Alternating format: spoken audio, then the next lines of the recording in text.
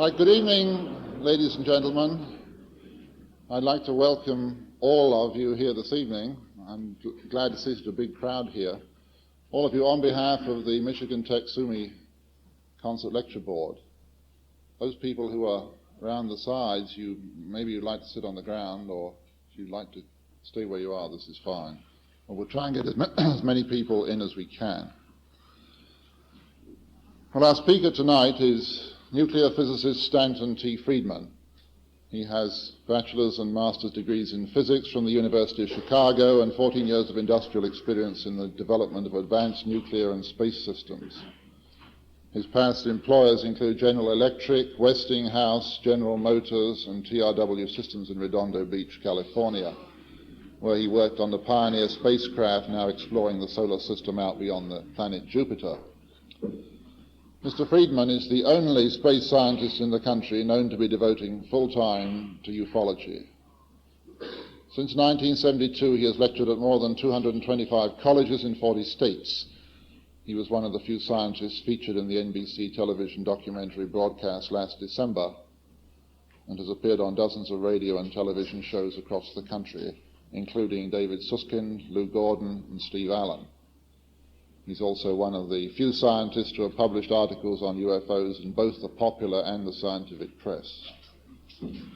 Mr. Friedman belongs to numerous professional groups for space scientists, as well as several for ufologists and for speakers. The title of Mr. Friedman's presentation is Flying Saucers Are Real. His talk will be followed by a discussion session with questions from the floor. Copies of some of his papers and a free book list are available in the foyer outside the 135. So I take great pleasure in presenting to you Stanton T. Friedman, the flying saucer physicist. Mr. Friedman.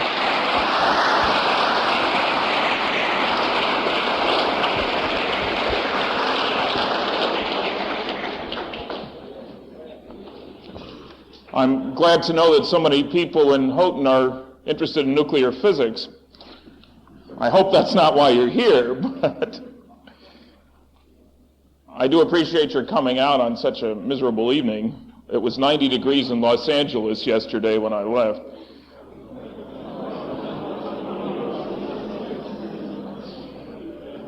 A lot of people coming to my lecture, hearing that the title is Flying Saucers Are Real, think that it's a put-on, that I'm some sort of comedian, or that I don't really mean it, or I'm going to say flying saucers are real and figments of the imagination, or what you expect in a restaurant when the waitress is angry, or some such nonsense. Let's clear the air right from the start so there won't be any question as to where I stand. Punchline right at the beginning.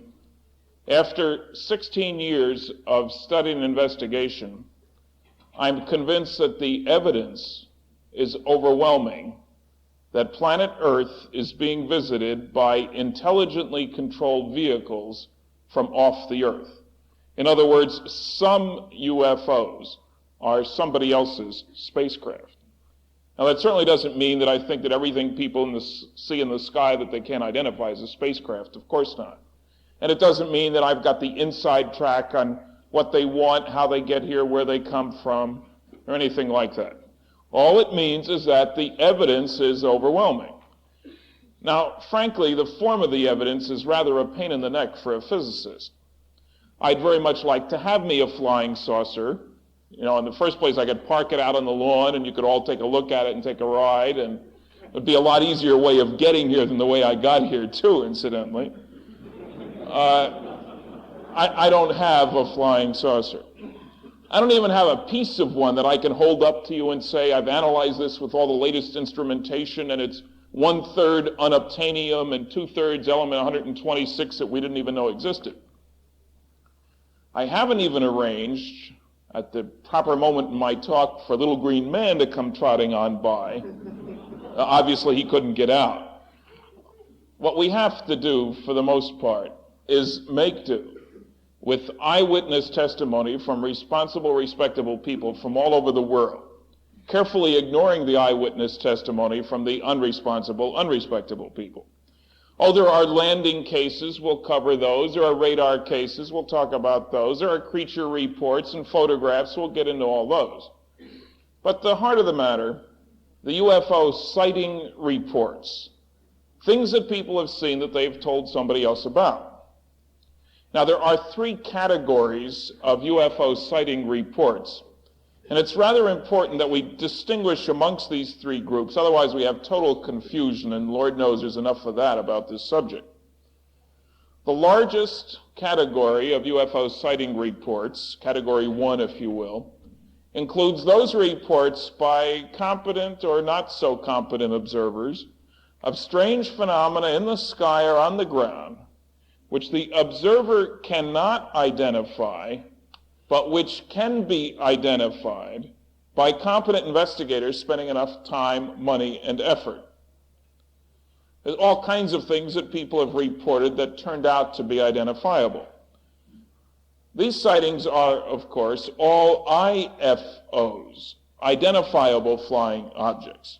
They're the only ones that the skeptics will talk about. But frankly, they're irrelevant to the search for truth about unidentifiable flying objects.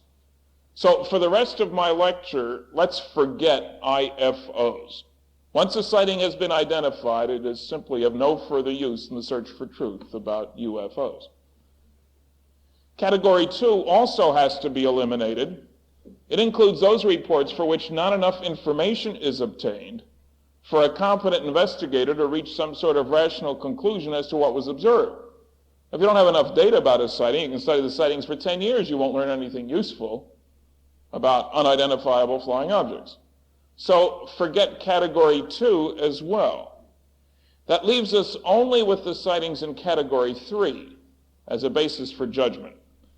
These are the sightings by competent observers of strange phenomena in the sky or on the ground which the observer cannot identify and which remain unidentified after investigation by competent investigators, and which furthermore we judge to have been manufactured based on the way they look and to have been manufactured elsewhere than on Earth based on the way they behave. Now that's a lot of kickers on that last definition. And the skeptic at this point, and I suppose in an audience this size, there's probably 7 or 8 skeptics here anyway. A skeptic at this point would say, hey, with that last definition, he just killed the rest of his lecture.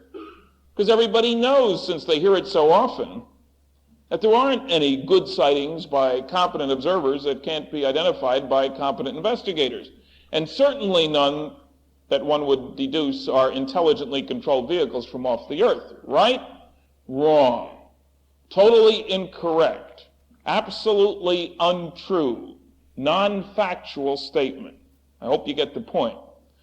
A major point that I'd like to make tonight is that every large-scale scientific study of UFOs, and I'll cover 5 of them, has produced a substantial number of Category 3 sightings. Competent observer, competent investigator, plenty of data, and every indication we're dealing with intelligently controlled extraterrestrial, means from off the Earth, vehicles. The problem, of course, is that most people, and especially the skeptics, are totally unfamiliar with the large-scale scientific studies. So I'd like to devote the first portion of my lecture to a review of the data. One of my biases as a scientist is that if you're going to have an opinion about something about which there is an enormous amount of data, it ought to be based on a study of that data. That's not a popular viewpoint, but it's my viewpoint anyway. The largest official, comprehensive, scientific study of UFOs ever done was not the University of Colorado's study, the so-called Condon report, which came out 6 years ago now. We'll talk about that one too. Rather, it was a study completed way back in 1955 at the Battelle Memorial Institute in Columbus, Ohio. BMI is a very well-respected research and development firm. They developed the Xerox process, for example.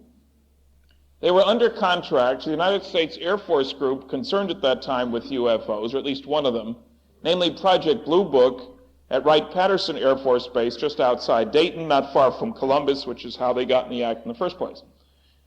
Anyway, it was BMI's job to go through all the sightings in the Air Force files, the Blue Book files, for the period 1947 through 1952 and some thereafter. More than 2,000 UFO sighting reports were investigated. Every sighting was eventually categorized as something or other: airplane, astronomical, balloon, 6 different categories. They had all kinds of data about every report, so everyone was evaluated as to quality. Presumably a report from a physicist and a priest and a pilot of something seen 50 yards away for half an hour in broad daylight would be considered a somewhat higher quality report than one of a light zipping by in the sky as observed for 3 seconds at 4 in the morning by a drunken bum. That's a subjective evaluation, but it's a meaningful evaluation. They had all kinds of charts, tables, graphs, all kinds of data.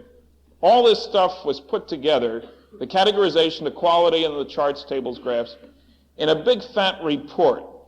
Project Blue Book, Special Report number 14. Now, the report itself, while not classified, was also never publicly distributed. What was given very wide distribution by the Air Force was a 3-part package. A press release, and I'll quote from that in a minute, a supposed summary of this study, and I say supposed simply because it doesn't have one piece of data from the report itself. How you can call it a summary, I don't know, but somehow they managed. And finally, a drawing, an official Air Force drawing, of something that looks sort of like a flying saucer. And the thrust of the 3-part package was, we just finished this big study, nothing to flying saucers, but soon we will be building things that look like this drawing, and if you see one, don't worry about it, it's ours. Let's turn the projector on, the lights down, and we'll talk about this biggest official scientific study of UFOs. That's the cover of a privately published version of Project Blue Book Special Report 14. We might move that to the center just a little bit. We don't want to be considered a rightist or a leftist in this audience. This is the official drawing I was talking about. No, right, left is all we need. This actually did get built. It's the Canadian-American Avro car. We spent $10 million. The thing got 3 feet off the ground, and the program was canceled because it was a lousy airplane. Now, it's kind of intriguing that the press release didn't say who did this work, where the work was done, or even the title of the report. Because if they had, it might have been a little embarrassing to the Air Force. You see, if a reporter had seen something that said Special Report number 14, he'd have said, so what the heck happened to 1 through 13? And the correct answers, if they had been given, would have been that 1 through 12 were all classified, either secret or confidential. Every once in a while, somebody will try to tell you, never been anything classified about UFOs. That's nonsense. The original security markings are on the declassified documents. 13 is the intriguing one. There are 3 different stories here. One is the Air Force was so superstitious they wouldn't put out a report 13. I find that impossible to believe. Secondly, if you write the Air Force, you will get the statement that, oh yes, 13 was prepared in draft form, but included in 14. I've read 1 through 12 and 14 and the Battelle progress reports from this period of time. There's no indication that that explanation is true at all. And finally, I met one man who was in the Air Force who said that he saw a copy of Blue Book Report 13 3.5 years ago now, and that it was top secret at the time he saw it in the classified files. That one I believe. If any of you happens to know the Daniel Ellsberg of the UFO world, I'd very much like a copy of Blue Book Report 13. No questions asked. Right, let me tell you what the public was told about this study. This is way back in October 1955. A statement by the Secretary of the Air Force at that time, Donald Quarles, who said, quote, on the basis of this study, we believe that no such objects as those properly described as flying saucers have overflown the United States. I feel certain that even the unknown 3% could have been explained as conventional phenomena or illusions if more complete observational data had been available, unquote. Now, there are apparently two factual statements there. You put them together and you can say, forget about flying saucers. There's the unknowns number 3%, and the only reason they were unknown is because there wasn't enough data. They were really Category 2 sightings. Forget flying saucers. That's what the public was told. There were editorials around the country. We knew all along this was nonsense. Los Angeles Times said, haven't changed their minds in 20 years, I might add. Now, the only thing wrong with those two supposedly factual statements is that they're both completely false. Why do I say that? Let's look at the next slide and we'll find out. Here's the categorization data. You might touch the focus on that just a trifle. On 2,199 sightings. The other way. 6 different categories here. For those taping, the first 3, astronomical, aircraft, balloon, that's pretty much self-explanatory. Other includes all kinds of miscellaneous things, flocks of birds, searchlights on clouds, hoaxes, and yes, the crackpot cases. Are there crackpots associated with UFOs? Of course there are. 2% of the 2,199 sightings were eventually listed politely as psychological aberrations, a nice way of saying crackpot cases. That was 2%, not 20, not 80, 2%. Now, as a physicist and member of the American Physical Society, I have to let you know that the Physical Society says that of the thousands of papers submitted to it every year for publication, 2% are crackpot papers. Are there crackpots associated with physics? Of course there are. About the same percentage as associated with UFOs. I'm the only one with a foot in both camps at present, but we're trying to change that. Okay, the sightings we're interested in, obviously, are the unknowns. That's my Category 3. You will notice there were 434 unknowns. If you divide that by 2,199 and believe the Secretary of the Air Force, that ought to be 3% unknown. Funny thing, it's 19.7% unknown. The percentage of unknowns was only 6.5 times higher than we were told by the Secretary of the Air Force. Obviously, he wasn't very good at arithmetic. He also wasn't very observant, because if he had been, he would have noted this last category here called insufficient information. It's made crystal clear in this report. They go out of their way to stress if there wasn't enough data available about a sighting, if some vital piece of information was missing, it absolutely could not be labeled unknown. It had to be labeled appropriately enough, insufficient information. Exactly the opposite of what the public was told by the Secretary of the Air Force. Obviously, he was wrong on both counts. Now, the skeptic at this point would say, hey, wait a minute.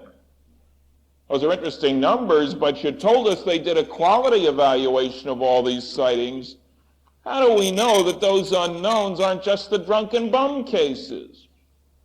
Perfectly legitimate question. You don't know. Let's look at the next slide and we'll look at the quality evaluation data.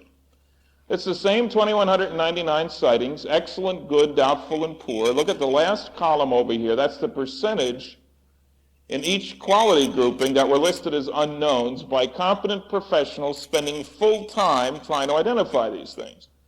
For the excellent sightings, you will notice that 33.3%, 1/3 of the excellent sightings, had to be listed as unknowns. 1/4 of the good sightings, 1/6 of the doubtful and poor sightings. In other words, the better the quality of the report, because of the background of the observer, the circumstances of the sighting, the more likely it was to be labeled unknown. Exactly the opposite of what the skeptics tell us. But precisely what one would expect if, and it's a very big if, the unknowns were really something different. That raises the $64 billion question. If the unknowns weren't aircraft, and they weren't balloons, and they weren't astronomical, and they weren't miscellaneous, and they weren't the ones for which there wasn't enough data, just what out of this world were they? You say, how in the heck do you get out of this world from just a bunch of numbers? Well, I don't. Let's turn the lights back up, the projector off, and let me explain to you why I say that these data and some others indicate that some UFOs are somebody else's spacecraft. It's a combination of two things taken together. What these objects look like, as described by the witnesses, and how they were observed to behave. And remember, at this point, we're dealing strictly with the unknowns. Forget about all the sightings that turned out to be Venus or helicopters, Jupiter, hoaxes, all those other things. If you want to get very fastidious, think only of the excellent sightings. There were plenty of those too. All right, what did they look like? Typically, we're dealing with apparently round, metallic, disc-shaped objects, definite size, shape, often surface texture. Oftentimes protuberances that might be landing gear, might be antenna, might be windows, might be decorations too. We don't really know. Those are interpretations. Typically greater in diameter than in thickness, the classical flying saucer, if you will. Now, and size, incidentally, ranging from a few feet in diameter up to a couple hundred feet in diameter. Smaller number of reports of a cigar-shaped object, and an even smaller number of reports of a huge cigar-shaped mothership, hundreds of feet long. I call them mothership because the little ones go in and out of the big ones. Now, with just that physical description, there is no basis at all for saying that these things are from off the earth, because there are at least 50 different companies, Lockheed, McDonnell, Douglas, Boeing, and many more, that could build things that look as I described. That's no problem at all. However, when we add into the picture the behavior, we say, hey, they weren't built here. Because you see, these round, metallic, symmetric, disc-shaped objects were able to hover, sit still in the sky, move straight up, straight down, slowly, rapidly, move forward, then back without turning around, move at extremely high speeds horizontally, say 10,000 miles an hour as observed on radar, make almost right-angled turns at high speed. Talked to a Navy man. He described how he was watching the radar scope below decks. His buddy was on the deck watching an object up there. They were talking on the intercom as this thing made 5 right-angled turns in a row at 2,500 miles an hour. They entered this in the ship's log. The captain was up for promotion. He took it out of the ship's log, but that's a separate problem. Anyway, all this rather strange flight behavior, typically without much noise, without an exhaust, without visible external engines, without a tail, without any wings, without red and green lights, and often with the glow on, not on the observer, but around the object.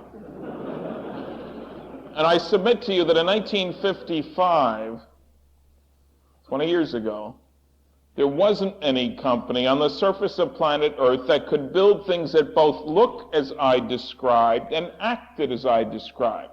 If they weren't built here, they were built someplace else. It doesn't tell us where, how, why, any of those other questions. It just says not manufactured on planet Earth. Where do I think they're from? From other star systems. I'll mention a particular place a little bit later. Now, back to this study. The guys who did this study were very careful, conservative professionals. They asked an obvious question when you get down to it. They said, is there really any difference between the unknowns and the knowns? Maybe we just missed the boat.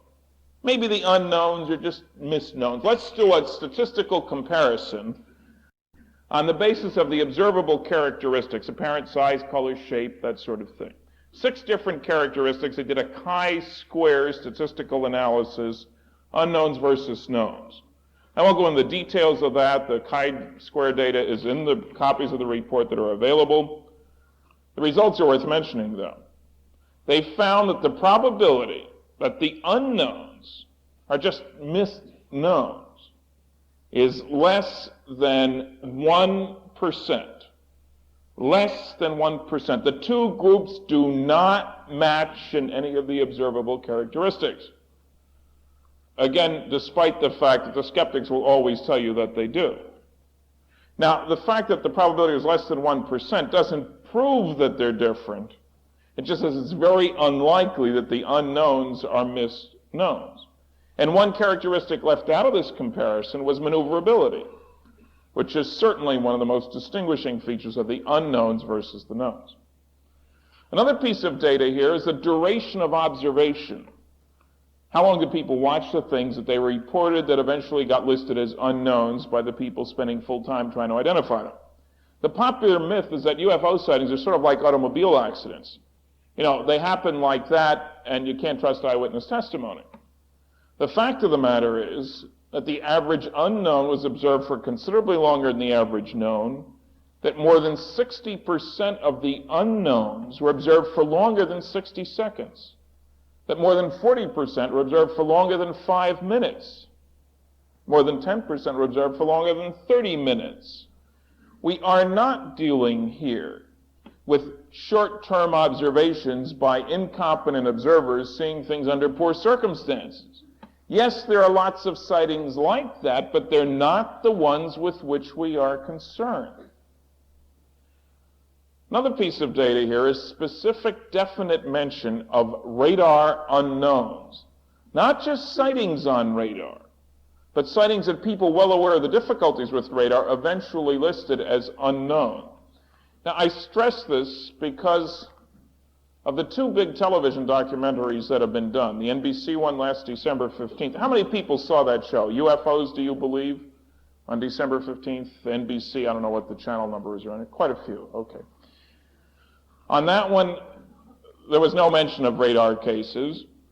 And the CBS special with Walter Cronkite about 9 years ago now, not only was there no mention, but there was specific statements that there were no such cases. A spokesman for the Air Defense Command, now the Aerospace Defense Command, got up in the course of that CBS program and said flatly, "We have never observed UFOs on radar."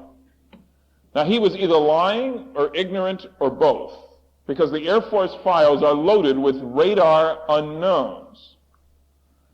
Now, I'm not giving him a hard time for lying. If the security classification guide said, "Thou shalt not admit we have seen them on radar," then he had to lie. That's the way the security game is played. I know, I played it for 14 years. A little bit later, I'll give you a radar case right out of the Air Force files so you can get some feeling for the sort of stuff that's around. I have heard reports of radar sightings right out here at Calumet. And hopefully there might be a person or two here who has some inner knowledge of those. Maybe we can get them to talk about it a little bit later. All right. This is the largest official scientific study of UFOs, one we've been lied to more than most. How many people here have read a copy of Project Blue Book Special Report number 14? Would you raise your hand if you have? 1, 2, 3, 4, 5. That's 1%, I would say, roughly. Make it 6. Okay, that's about par for the course. What? I don't think those were the crackpots, no. Crackpots don't bother to read much. Okay, let me talk about several other reports much more quickly. Let's turn the lights down again, the projector back on. I'll run through these with much greater dispatch. The next slide shows the cover of a document called, appropriately, the UFO Evidence. It was published by the National Investigations Committee on Aerial Phenomena, one of 3 major UFO study groups. There are a few thousand members in NICAP, as it's called, and many professionals such as myself. And I will have to fault the NBC special for giving no indication that any of the people associated with the 3 groups are professionals. And that is very misleading because a lot of the people in NICAP are engineers, scientists, what have you. All right, this document, published in 1964, has information on 746 unknowns culled from roughly 4,500 cases that NICAP people had investigated at that time. The number is more than twice that now.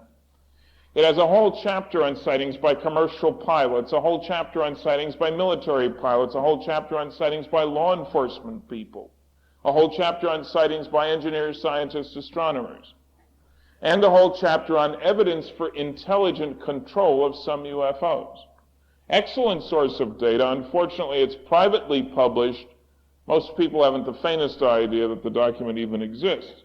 How many people here have read the UFO Evidence? Would you raise your hand again? 1, 2, 2. Okay. Less than 1% again. All right, the next one is also hard to get. The next slide. This one's available only from the government, believe it or not. It's called The Hearings Well, it's the Symposium on UFOs, but hearings before the Committee on Science and Astronautics, House of Representatives, in other words, Congress, July 29th, 1968. 6 scientists testified in person, 6 more of us in writing only. I was one of the latter group of 6. And then the written testimony of all 12 is included in this 247-page book. It's kind of funny, if you write the Air Force for data on UFOs, they'll send you back some printed sheets and a little list of stuff available from the government. This one isn't on the list, probably because it's by far the best and because the data in it would lead one to believe that some UFOs are somebody else's spacecraft. Now, the 12 scientists cover a broad spectrum of professional backgrounds: astronomy, astrophysics, nuclear physics, meteorology, psychology, sociology, biology, gravitational physics, civil engineering. 10 out of the 12 came out more or less strongly pro-UFO. 1 was neutral, and 1 was a Harvard professor of astronomy, Dr. Donald Menzel, now retired, who maintained, as he has consistently maintained for something over 20 years, that there aren't any UFO sightings that he can't explain from his desk at Harvard. No field investigations required. What's fascinating is to see how he explains the sightings. In case after case, we have him starting with a conclusion and adjusting the data to match his conclusion. Let me give you a specific example so you know what I mean. There's a very famous case from Papua New Guinea in 1959. An Anglican minister, Reverend Gill, and several of his associates and students at the mission school, 2 nights running, saw this flying saucer, UFO, whatever you want to call it. Second night, it was sitting out over the lagoon, early evening, round, disc-shaped, symmetrical, and there seemed to be critters on it. We don't know whether they had been sunbathing or were repairing something or whatever. Anyway, one of the guys on land waved, and the critters waved back. It was a big night in Papua New Guinea, to say the least. Anyway, the sighting lasted for almost an hour. It was written up in considerable detail, sketches and notes and so forth, and made its way into the UFO literature. Dr. Menzel looked at the case eventually and decided there had to be another explanation, checked his files. Venus should have been very bright at that time. Obviously, they were watching Venus. But how come it was reported as, more football-shaped, flattened? Well, he did some checking and found that if you have sufficiently poor lenses, you can make something that's round look flattened, ellipsoidal instead of circular, if you will. And so obviously the Reverend Gill had a serious visual defect, astigmatism. Now the response of the natives was, of course, because he was the great white father and they went along with him with whatever he said. And so we had a brilliant explanation here for what at first seemed a puzzling phenomenon. Unfortunately, there are a few little kickers. In the first place, there was a cloud cover that evening, and it was specifically stated in the report, and there was no way in the world they could have been watching Venus because the object was seen beneath the clouds. In the second place, Reverend Gill had fully corrected vision and was wearing his glasses at the time of the sighting.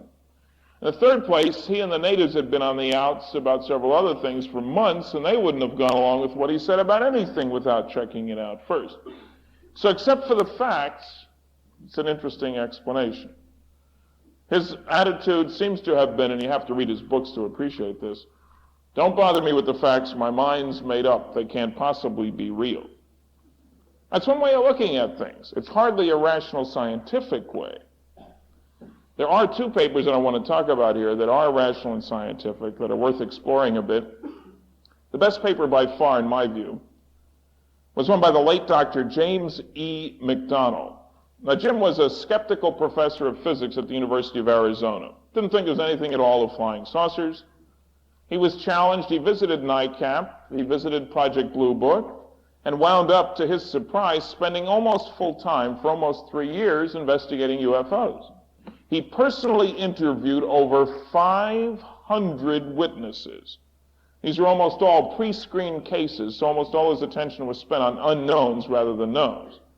To make a long story short, he concluded that this is the most challenging scientific problem of our time, that some UFOs are probably extraterrestrial from off the Earth, and that the Air Force study Project Blue Book was hardly adequate at all from a scientific viewpoint.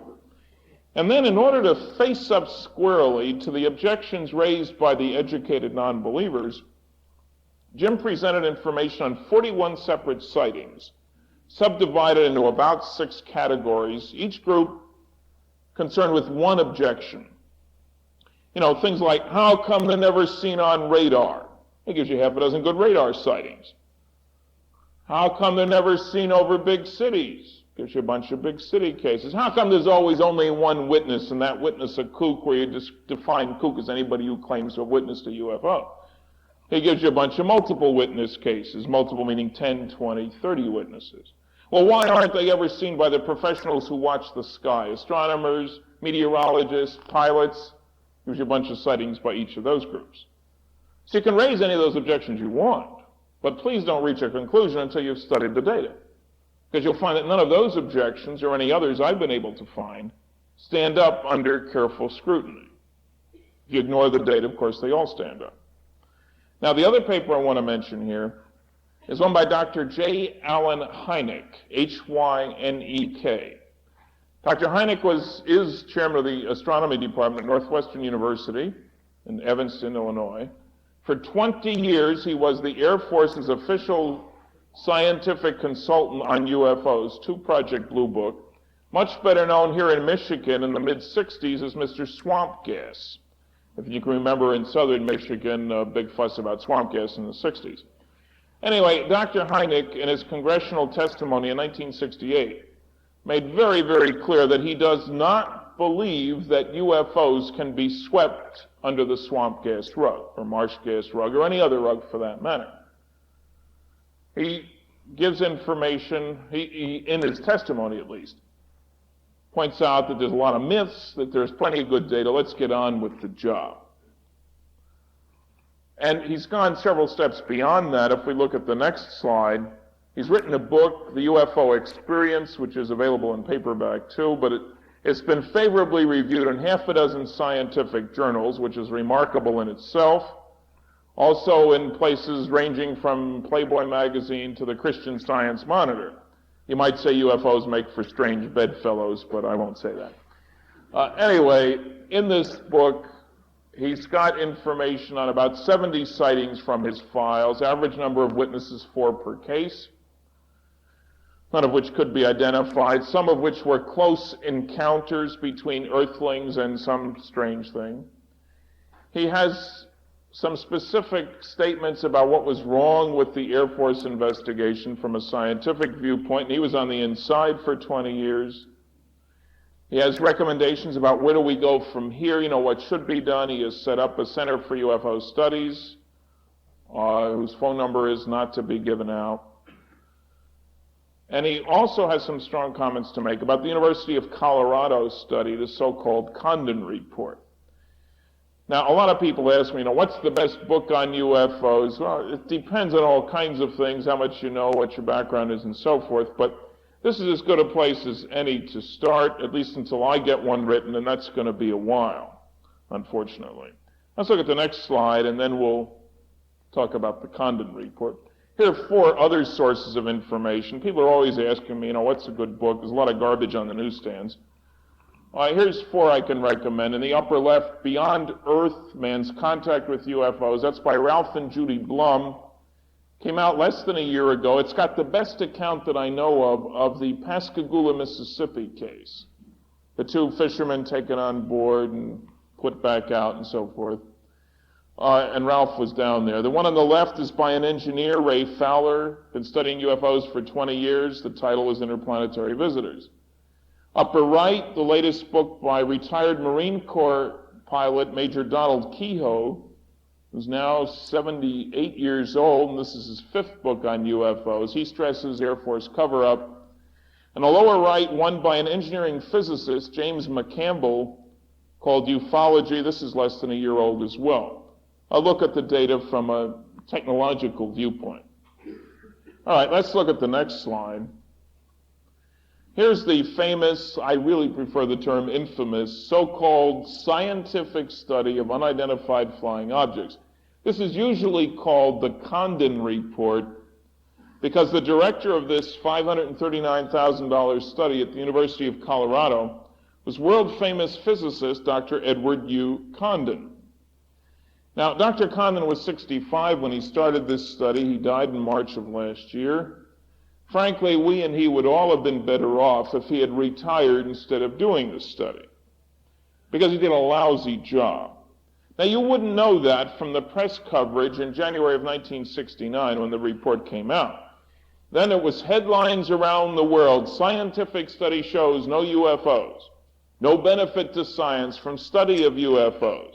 UFOs nonsense, scientist says, that sort of thing in the headlines around the world. If you read the smaller print, you found statements like, fewer than 10% of the cases couldn't be explained. That's just because there wasn't enough data. There were lots of editorials, some of them rather nasty. One paper suggesting now the UFO nuts can join that other crazy group, the Flat Earth Society, and let the rest of us do something useful. All of that attitude was based entirely on the Air Force press release and on the first two chapters of the book. These were Dr. Condon's summary and conclusions. Unfortunately, just as was the case with Project Blue Book Special Report 14, what the public was told and what the document shows are exactly the opposite. If you read this, and one wonders whether Condon did after reading his two chapters and then the rest of the book, you find that the data in it make an excellent case for some UFOs as somebody else's spacecraft.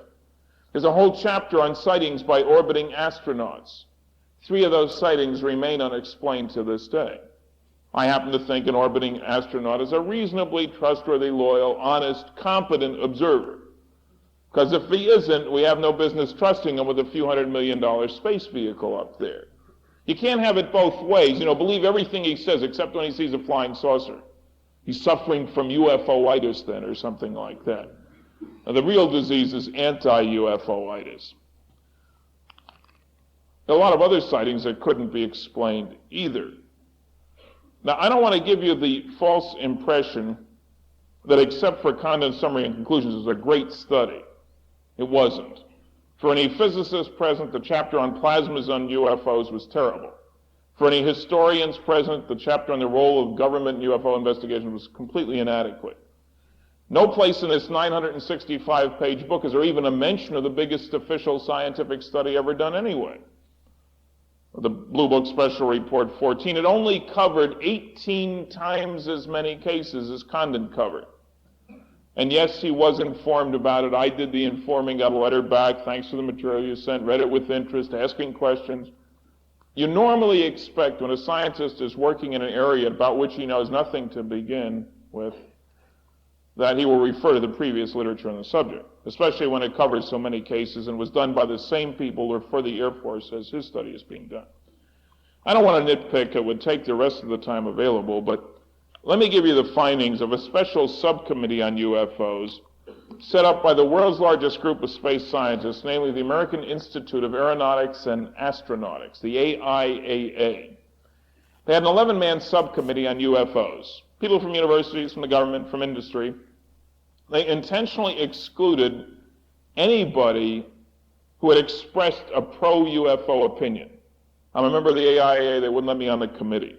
It's the only subject I know where if you want an honest, unbiased opinion, you ask somebody who's totally ignorant about the subject. This is roughly the equivalent of your heart surgeon telling you, hey, you got bad valves, you need open heart surgery, but get another opinion, ask your local plumber, he knows a lot about valves.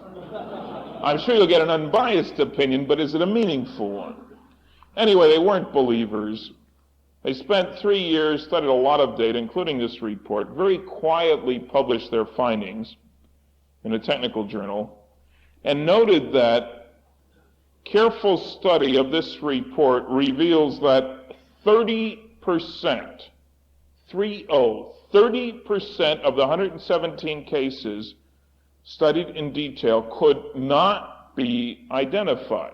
Quote, the opposite conclusions from Dr. Condon's could have been drawn from the content of the report, namely that a phenomenon with such a high ratio of unexplained cases, 30%, should arouse sufficient scientific curiosity to continue its study. They recommended further work be done. As a matter of fact, this coming Monday in Pasadena at a big AIA meeting, there will be a whole session on UFOs. Now, the reason the careful study was required to find that 30% is that, believe it or not, in almost a 1,000-page book with that title, there isn't even one chapter, not one, devoted to unidentified flying objects. Now, how in the world you can study this phenomenon without sorting and sifting the data, throwing out the cases you can explain, throwing out the cases you don't have enough data for, and spending most of your time on what's left?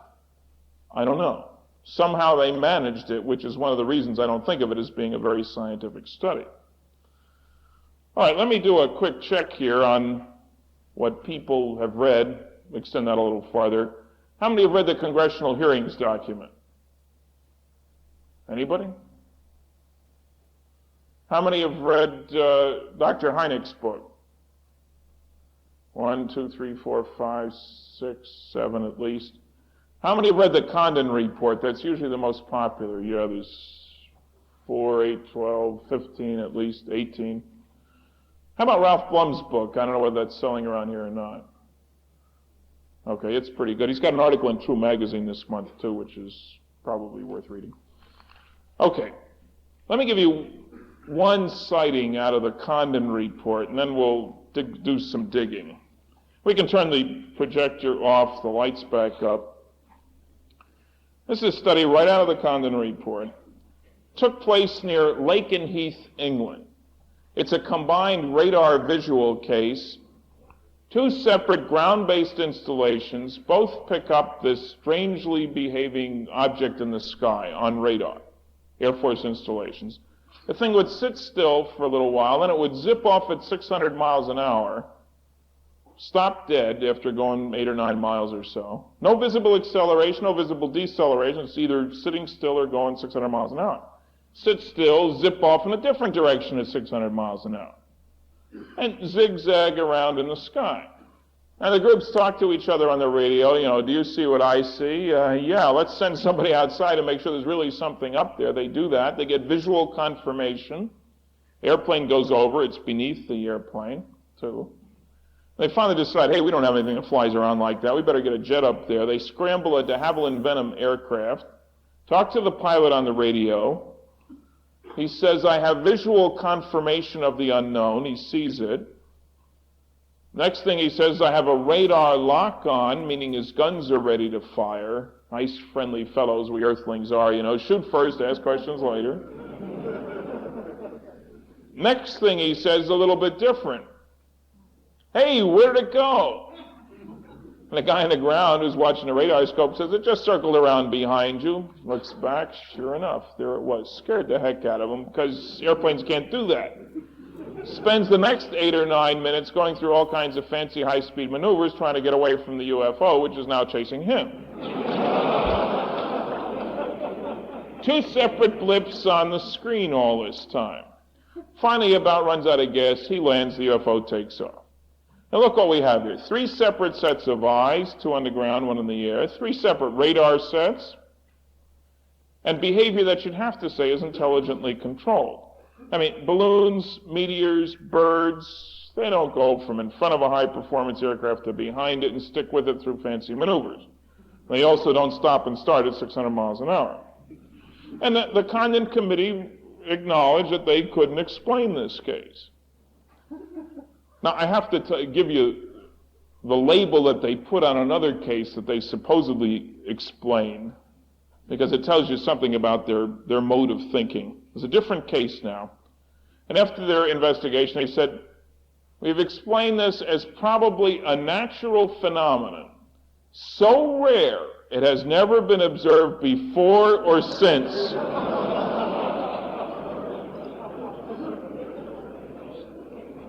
That tells you something about their approach to things. All right. The kind of rhetorical question I want to ask now, and remember, I haven't regaled you with sightings. You can read McDonald's 40 or Hynek's 70 or NICAP 740. And you haven't seen the photographs yet or talked about the landings or the critters, but I've shown you the top of the icebergs of lots of data. So how come with all this data, the big wheels of science and the news media haven't jumped on the pro-UFO bandwagon as they so obviously have not? Now, I don't want to give you the impression that most people don't believe in UFOs, because that would be a completely false impression. Although the skeptics will always tell you only kooks and quacks and little old ladies in tennis shoes believe in UFOs. The fact of the matter is that according to the Gallup poll of November 1973, of those expressing an opinion about UFO reality, 65% said they're real.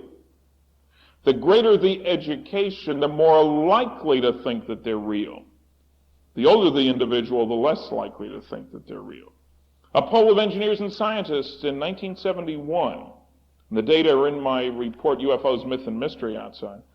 The poll showed that a majority of engineers and scientists involved in research and development activities do believe that UFOs are real. 80% don't believe the government's told us all it knows either, incidentally. Now, obviously, in both those polls, it must be the silent majority, because the noisy ones are the negativists. So how come the wheels haven't jumped on the bandwagon? I think there are 4 reasons, and I think these are worth exploring, especially to an engineering-oriented organization.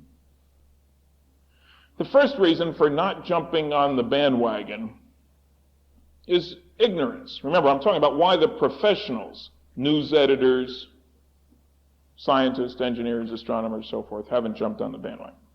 The first reason is ignorance. Not stupidity, but simple lack of awareness of the data. I've talked to as many as 1,000 engineers and scientists at once. I never get more than 1 or 2% who've read any of these things that I've talked about.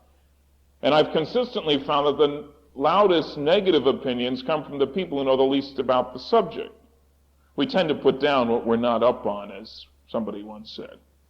Now, I happen to think that if one is expressing a professional opinion, because one is Professor so-and-so or Dr. so-and-so or Editor so-and-so, that one has an obligation to either know whereof one speaks, that is to have studied the data, or to shut up.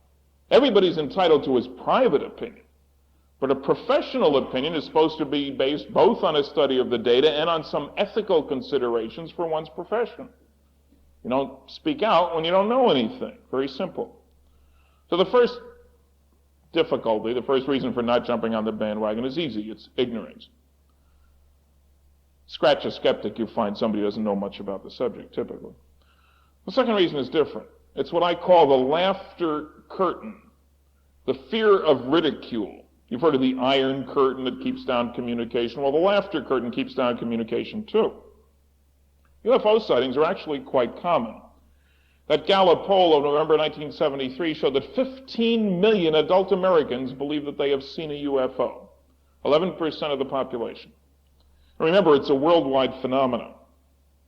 Every country, every continent. The poll of engineers and scientists showed that 8% of them believe that they have definitely seen a UFO, with another 14% saying maybe. I've checked all my audiences across the country, 44 states I've lectured in now, and 3 Canadian provinces. And I consistently find anywhere from 4 to 12% of the people at my lectures believe that they have seen a UFO. But when I ask, so how many of you reported what you saw, I'm lucky if it's 10% of those who have seen one. And the biggest reason given me for not reporting, aside from the fact that it's hard to find someone to report to, is they think I was some kind of a nut. I think it's time we lifted the laughter curtain. The subject is much too important to be left in the hands of the cartoonists and comedians. And progress is being made. There have been 3 PhD theses completed and the degrees awarded at major institutions on UFO-related thesis topics. There's a 4th one in progress. There are a number of responsible colleges and universities that have taught credit courses on UFOs, including a physics department. Any professors who want to get involved, see me, I'll tell you who to talk to. So we're making progress.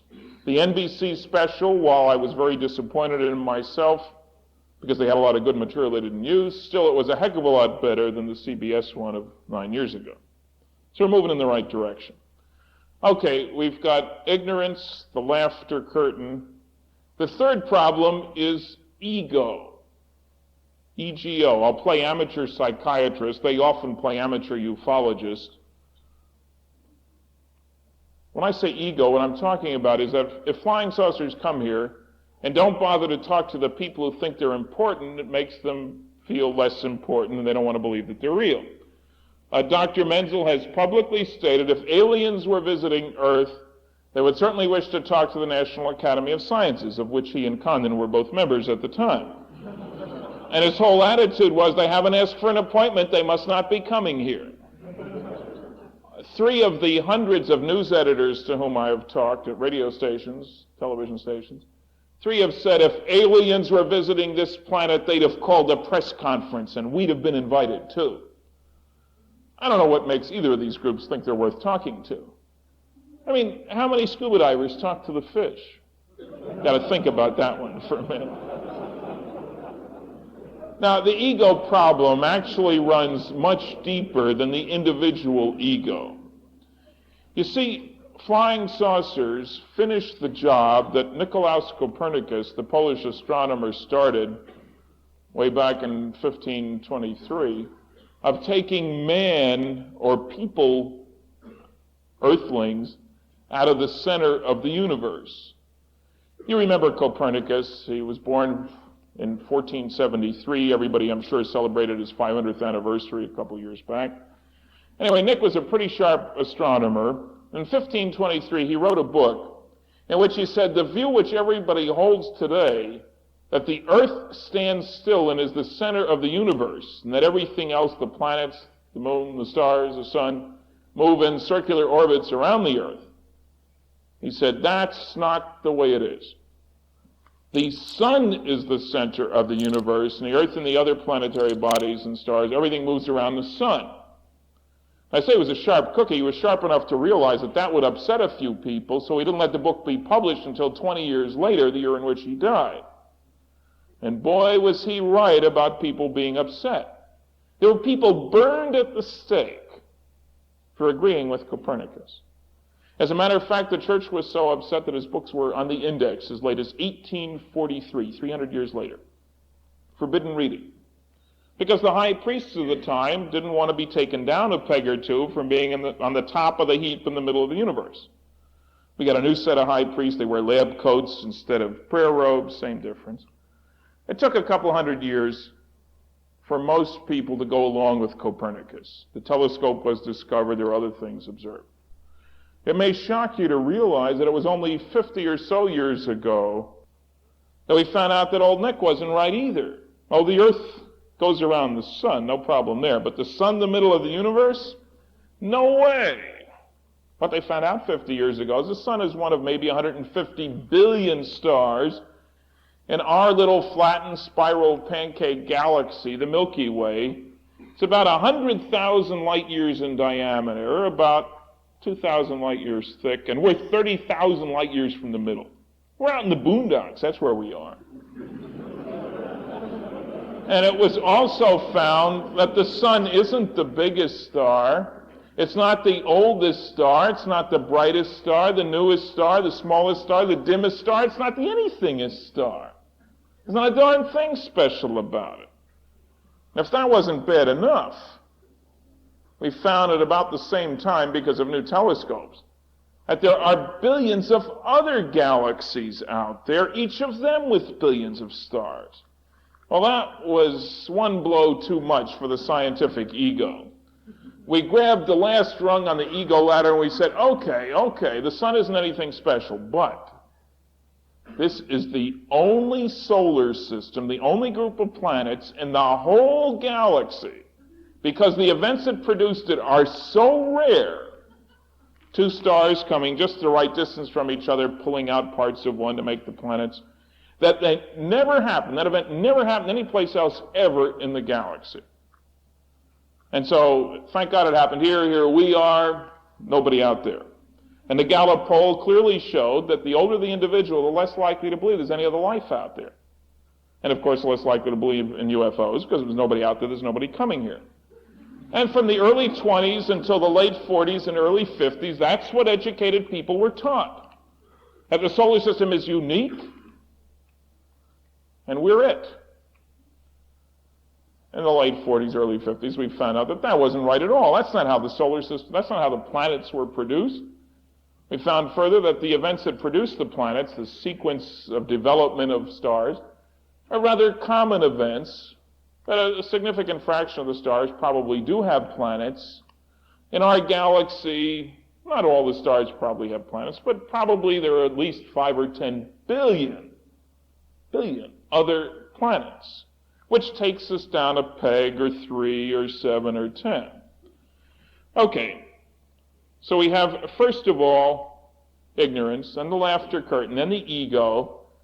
And I'll put my professional hat on as a technologist, if you will. The fourth reason that the professionals haven't jumped on the pro-UFO bandwagon is an almost total failure to use our knowledge of technology to try to understand UFO behavior.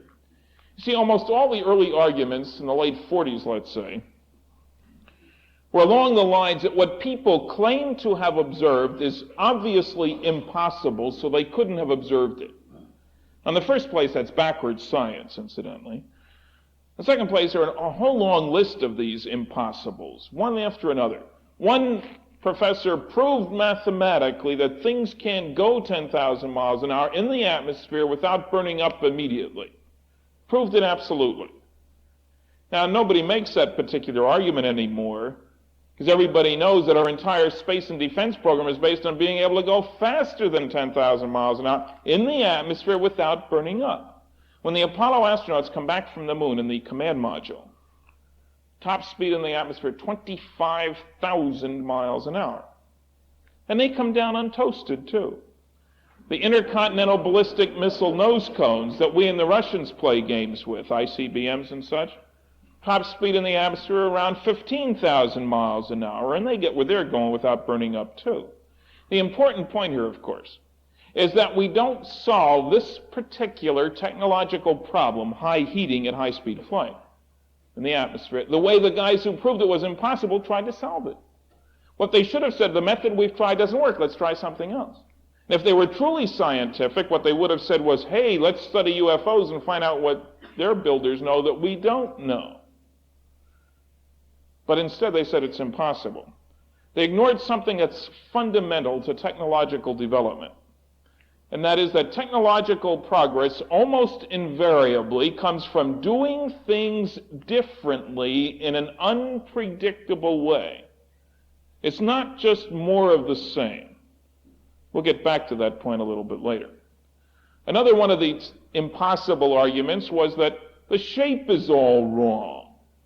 Certainly, if you're going to go fast in the atmosphere, the people who were in the know told us, you're not going to build something that's round and blunt. No, it's got to have a pointy nose, streamlined, sharp wings, something like the X-15 turned out to be. Right? Wrong. Fastest manned craft for flight in the atmosphere, the Apollo command module. What's it look like? Funny thing. No wings, no tail, no pointy nose. It isn't streamlined, no visible external engines. I've stood next to a couple of those things. Some of the posters around here have my picture next to the Apollo 12 command module. You know what it looks like? It's like a flying saucer. It's round and it's blunt. Nothing at all like our old ideas of how high-speed craft are going to look. We want to go fast? We build round, blunt bodies too. Now, there's another technological argument, and that is that there can't be critters inside, and this is by the believers and non-believers, and I hate that word believer. I mean, nobody ever asks me, are you a believer in nuclear physics? They ask if I know something about it. Anyway, the believers and the non-believers say there can't be critters inside because they'd be crushed to death by those enormous accelerations, the sharp turns, and all that sort of stuff. Right? Wrong again. All you got to do is look at the data. NASA has obtained a great deal of data on what kind of accelerations people can stand. Let me give you an example. A trained pilot can perform a tracking task while being accelerated at 14 Gs for 2 minutes. Now let me put that in perspective. 14 Gs is an acceleration of 300 miles per hour per second. So if you started from 0 and accelerated at 14 Gs, at the end of 1 second you're going 300 miles an hour. At the end of 10 seconds you're going 3,000 miles an hour. At the end of 2 minutes you're going 36,000 miles an hour. You're 600 miles away and long since off the earth and out of sight, without being harmed. No, you're not crushed or spolder or findled or all those other terrible things that happen to things these days. Now, obviously, you don't walk around drinking a beer while that's going on. You do have to be properly restrained and constrained. And obviously, your common garden variety North Central airplane or Amtrak or Greyhound or Corvette even doesn't give you 14 Gs.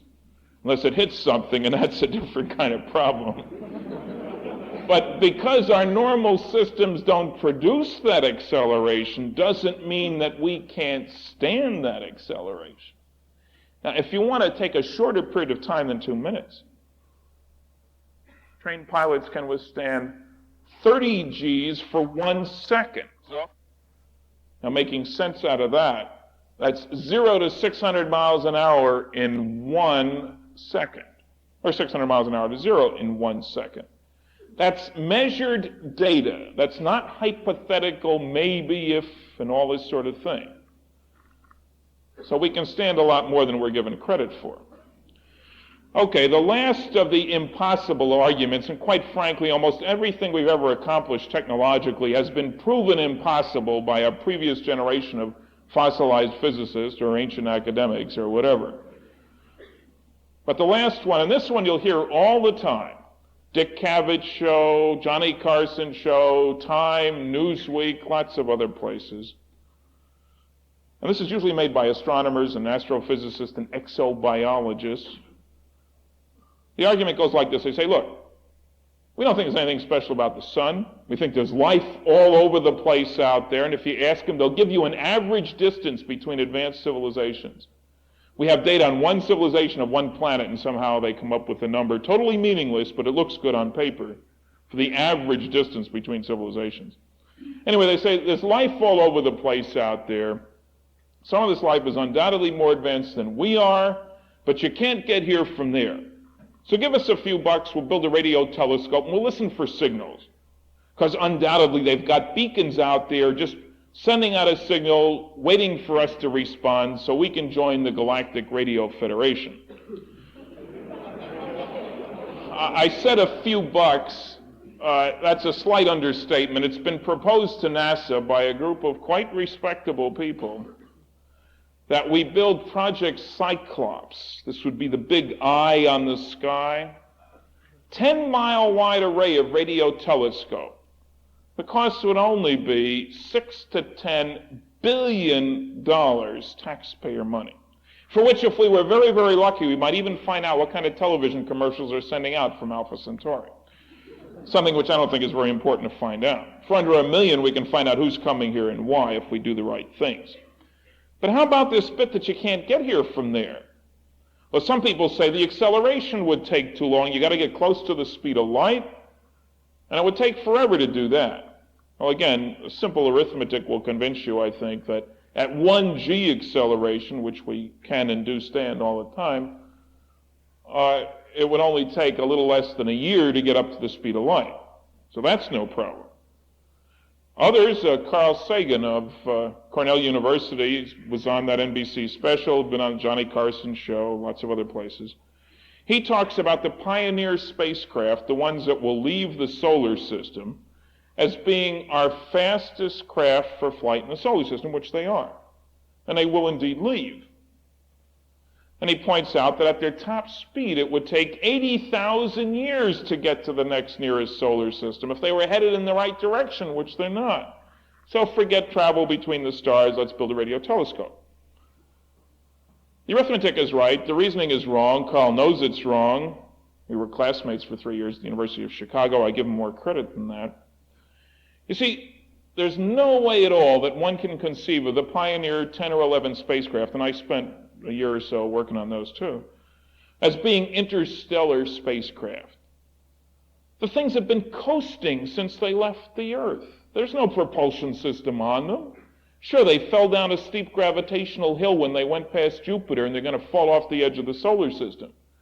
But to call them interstellar spacecraft makes about as much sense as saying that if you write a message on a piece of paper, seal it in a bottle, and throw the bottle in the ocean, that you've developed a transoceanic communication system.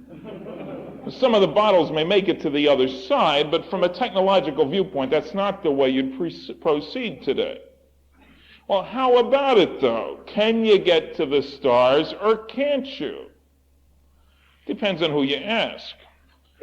Dr. Condon, page 27 of the Condon Report, had very clear-cut opinions. Quote, travel of men over interstellar distances in the foreseeable future seems now to be quite out of the question. That took care of us. On the next page, he takes care of them. This one's a gem. You got to listen to this one carefully. Quote, we consider that it is safe to assume that no intelligent life from outside of our solar system has any possibility of visiting Earth in the next 10,000 years. An utterly ridiculous statement, except for one possibility. If Dr. Condon had talked to the chief scheduling agent for the intragalactic transportation system and been told, Ed, we don't have anything scheduled your way for the next 10,000 years, then we might accept the statement. I had talked to Dr. Condon. He hadn't talked to the chief scheduling agent. Well, how about it? Can you or can't you? We will carefully ignore all those studies that prove that you can't get to the stars. Let me tell you about one that comes to quite a different conclusion. This is a paper published 12 years ago now by two engineers, Dwayne Spencer and Leonard Jaffe, of the Jet Propulsion Laboratory at California Institute of Technology at Pasadena, California. You know, Caltech is sort of the Michigan Tech of the West Coast, you know.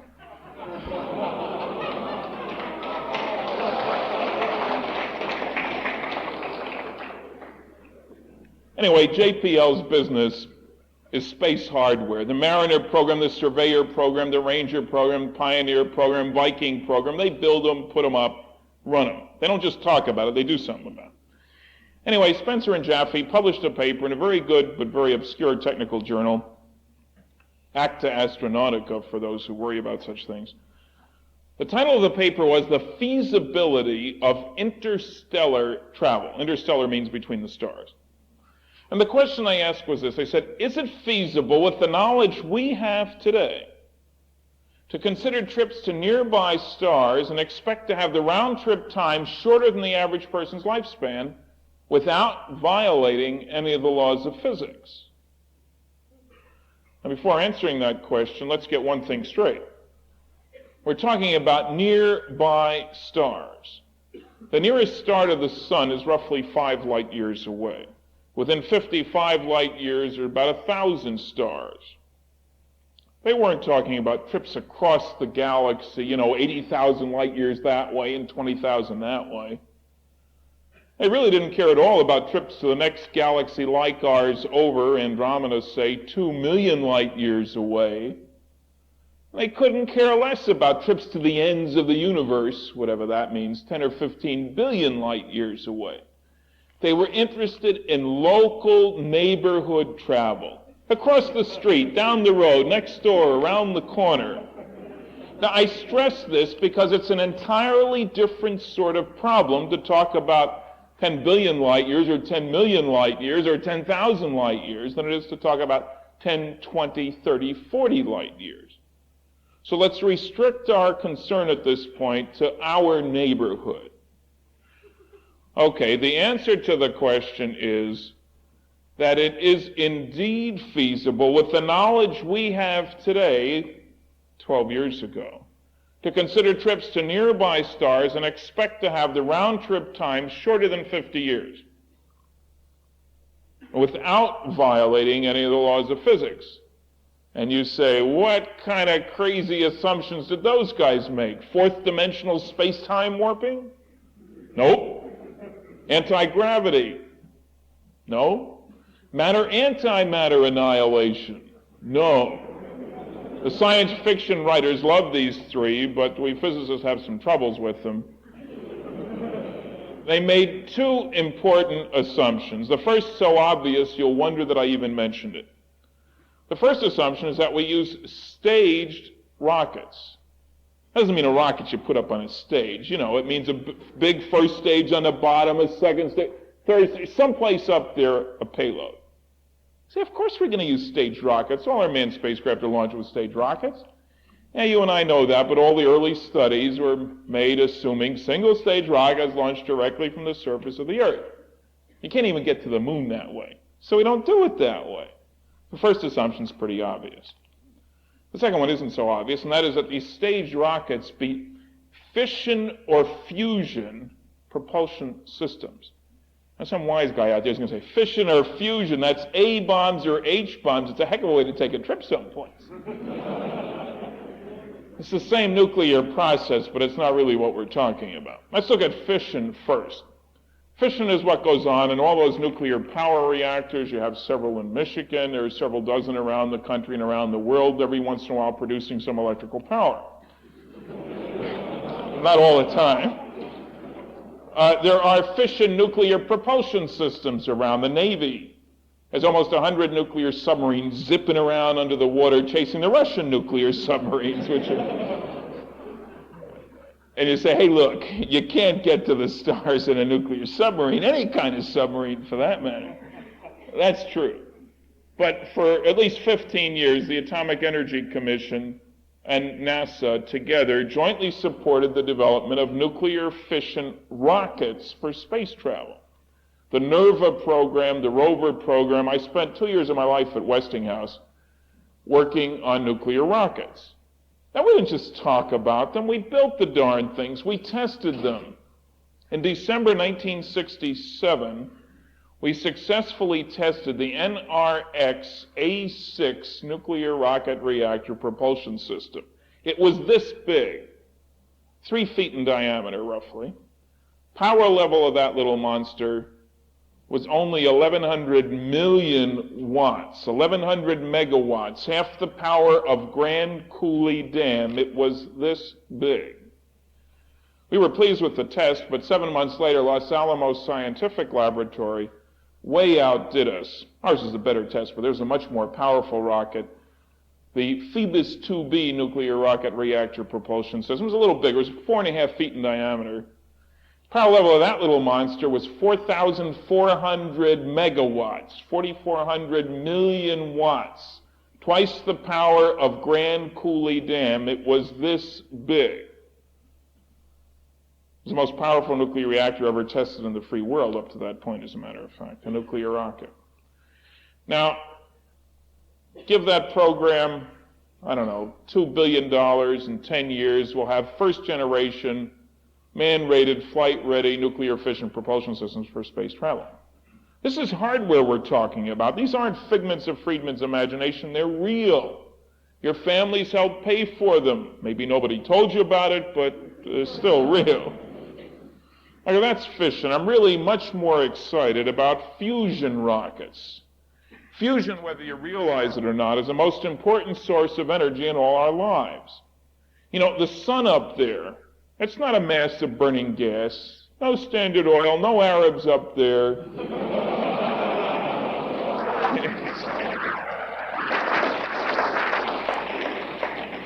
The sun is a fusion factory. That's the nuclear process that goes on up there.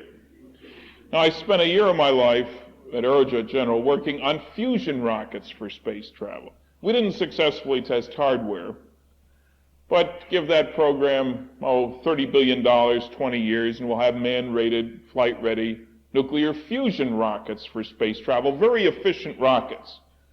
You're probably wondering, so what's the big deal about a fusion rocket anyway? There are two big deals. The first is that if you use the right isotopes in the right way, you can kick particles out the back end of a rocket that have 10 million times as much energy per particle as they can get in a chemical rocket. In other words, on a miles per gallon basis, fusion is definitely the way to go. The other nice thing is that you use isotopes of hydrogen and helium, and these just happen to be the two lightest and by far the most abundant substances in the universe, hydrogen and helium. Whatever solar system you go to for a weekend vacation, the gas stations may be closed, but hydrogen and helium you're going to find. Now, at this point, I better tell you that while I think UFOs get here from other star systems, I don't think that they're limited to using fission or fusion, because I've left something very important out of the discussion. You're probably wondering, so why the heck do you talk about fission or fusion if you don't think they work that way? Two reasons. There are published studies that show with fission or fusion used properly, you can make the trip. And secondly, some people get very angry at me if I can't explain every crazy aspect, seemingly crazy aspect of UFO behavior. If I can't explain it, they won't believe it's real. That's ridiculous. Whether I can explain it or not has nothing to do with whether it's real. I mean, the sun has been fusioning for almost 5 billion years up there. We figured out how it generated its energy. We discovered fusion in 1937. You're going to tell me that it wasn't fusioning before then because we didn't know about fusion? That's ridiculous. Now, the thing I've left out of the discussion, of course, is cosmic time. That roughly 4.5 or 5 billion years that the sun has been cooking away up there.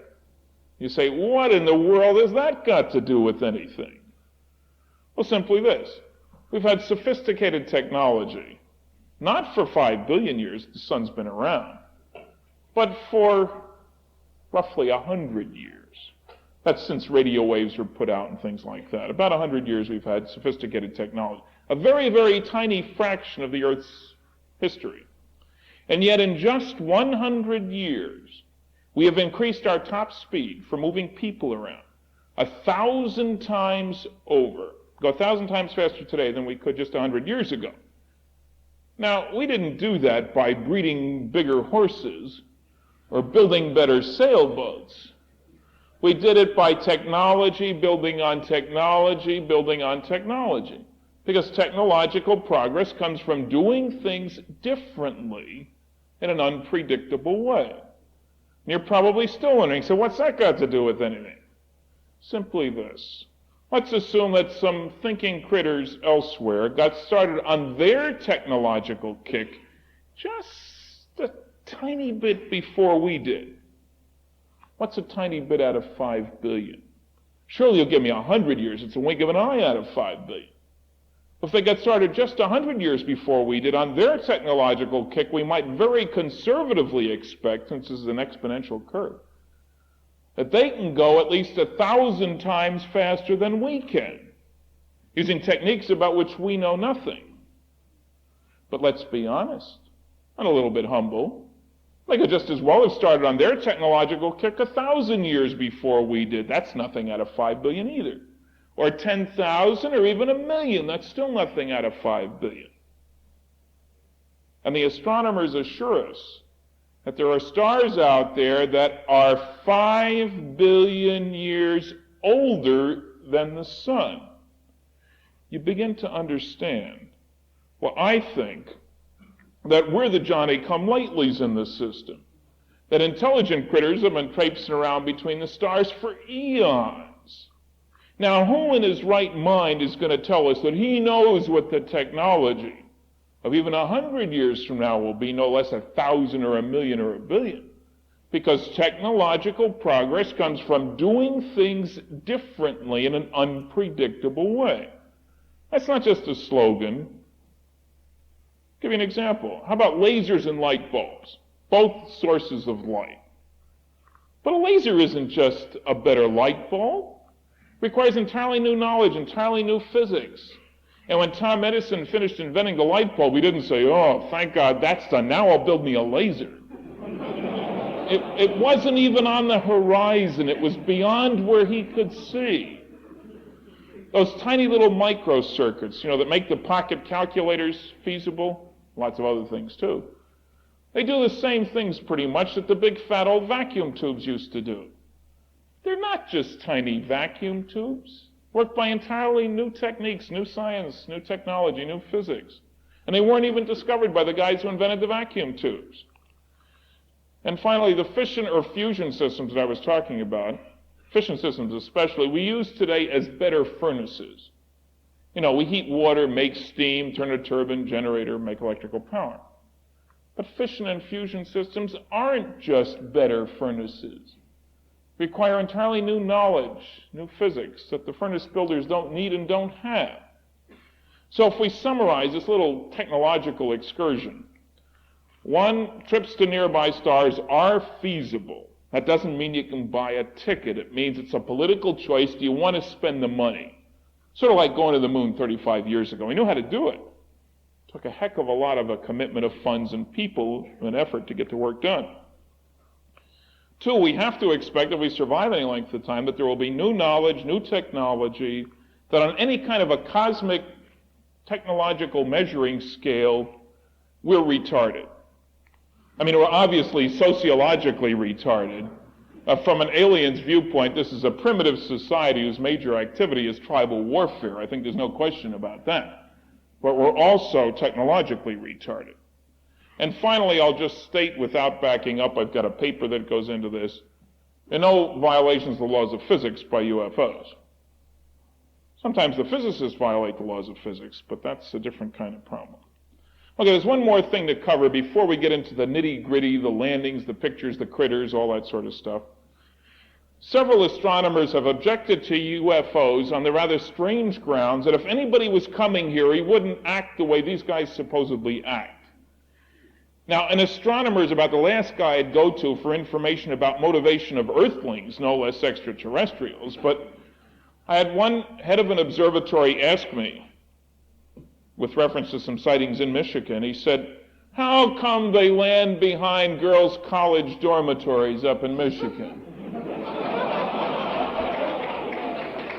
Like they were Martian peeping Toms, you know. And I had another one quite seriously ask, why would they sit out over some swamp when they could visit Paris? Now, I don't know how to answer that. I've never been to Paris myself. But I don't think their behavior is so peculiar, so strange, so unusual. I don't think you will either if you look at things with a new perspective. Let's start by changing the name. I mean, flying saucer, UFO, it's not such a hot name. For the very best cases, instead of UFO, let's call them EEMs. You say, what the heck's an EEM? Earth Excursion Module. Just like our lunar, not loony, but lunar excursion module. And you're probably thinking that's the most far-fetched comparison you ever heard in your life. Well, let's look at the Apollo program. This huge cigar-shaped mothership takes off down in Florida. Most of it gets thrown away, and the rest goes into orbit about another planetary body, the moon. And finally, this crazy-looking flying craft, and they don't come any weirder looking than the LEM, gets detached, heads down in a hurry, hovers out in the boondocks on the moon. And if that's not boondocks, you're not going to find boondocks. Anyway, the thing finally lands, nobody around to help it now, and after a while, out pop these two humanoid-looking critters. 2 arms, 2 legs, a head, and a body. We call them astronauts. And what do these guys do after this long and difficult and expensive journey? They run around collecting rocks and playing games. That's what they do up there. And they gather up their goodies, they get back into their LEM, their Lunar Excursion Module, they launch themselves up in a heck of a hurry, disturb the soil beneath them, rendezvous with the mothership, the command module, and head off at a high speed toward another planetary body. That's the Apollo program. Exactly the same sequence of events has been observed on the surface of planet Earth by respectable, responsible Earthlings. That is to say, a strange-looking craft, compared to normal aircraft, lands out in the boondocks, for the obvious reason they don't want to wind up in the local zoo or jail or morgue. Humanoid-looking critters step out, 2 arms, 2 legs, a head, and a body, gather up specimens, throw some of them back, as in Pascagoula, Mississippi, play games, gather up some of their specimens, get back into their EEM, launch themselves up in a heck of a hurry, disturb the soil beneath them, rendezvous with the mothership, and head off toward another planetary body. What's so strange about that? It's exactly what we've been doing. In a paper presented this past June at the 5th Annual Mutual UFO Network Symposium in Akron, Ted Phillips of Sedalia, Missouri, presented information on 729 UFO landing trace cases from 39 countries. About a quarter of those cases involved critter reports. And these are cases typically in which an Earth excursion module is seen on or near the ground, and when it leaves, one finds physical traces, burn circles, burn rings, landing gear marks, vegetation destroyed, that sort of thing. That kind of leads us to the next slide. Can we have the projector back on, the lights down? We'll leave them off for the rest of the presentation. And raises this question. That's really the question, isn't it? For those with tape recorders, it says, never mind the saucer. Do you see the guys who were driving? Does a nuclear physicist believe in little green men? Well, they're not green. They are little. Whether they're men or women, I don't really know. Don't know them that well. But the evidence is overwhelming that responsible, respectable Earthlings minding their own business have indeed on occasion observed not only EEMs on or near the ground, but critters associated with them. Now, I am not saying that they're here amongst us spying. I'm certainly not recommending that we set a police officer at the door checking your pinkies to see which of you is an invader. I'm saying they've been observed on or near the ground next to their craft, and they get in and take off, up, and away. Now, let me tell you about two close approaches. Let's look at the next slide. Might dim the lights a little more on just this one slide. It's hard to see the point that I want to make here until the lights are down. Okay. This is a rather strange and interesting ring of soil. The story behind this is the Johnson Farm in Delphos, Kansas, population 599. On November 2nd, 1971, Ronnie Johnson, age 16, is finishing his chores for the evening, about 75 feet to the left here. It's cold, it's dark, it's wet. He's getting ready to go in for dinner. Suddenly, scared out of his wits, he kind of feels and hears a rumbling sound, looks over here. To his amazement, there's a mushroom-shaped object, 8 or 10 feet in diameter, sitting a foot or two off the ground with brilliant lights all over the surface. You can see the ground beneath it. The lights are so bright he's partially blinded. He's paralyzed, he can't move, his dog can't move either, so he would say that it wasn't psychological. Anyway, he's stuck there for several minutes, and then this thing finally takes off, up into the sky. Just clears the shadow you see over here. Well, now he can move, he dashes into the house, it's about 250 feet away, I've been on the farm. Tries to get his parents to come out and see the flying saucer. They laugh at him. He gets mad. They do go out. They do see this thing moving away in the sky. They still don't believe it was on the ground. They takes him back to where it was. They get back here, and at that time, much to their amazement, they find a glowing ring of soil. Bottoms of these two trees are glowing. A board over here is glowing. Well, this is really crazy. It's dark, and it's phosphorescent out there. His mother reaches down, touches the glowing ring of soil, picks up her hand. Her fingers go numb. Can't take pulses at the rest home where she works as a nurse for the next couple of weeks. They photographed the glow that night. It's observed over the next few days by local and state police, sheriff's office, by a reporter for the local paper, the Delphos Republican. And the glow eventually disappears. An article appears in the paper. Ted Phillips, the guy in Missouri who collects data on such cases, hears about the case about a month later. He calls the sheriff, finds 2 other witnesses to the event, off the farm, at least to something coming down from the sky or going up. The people are very respectable and responsible. So Ted goes out there a month after the event. Now it's colder, it's wetter, there'd been a lot of snow that had melted. The place is just mud all over. Except for this dry ring of soil. Pours water on the ring soil, runs right off. Digs down 14 inches, the soil in the ring has a different color and texture from the soil inside or outside the ring.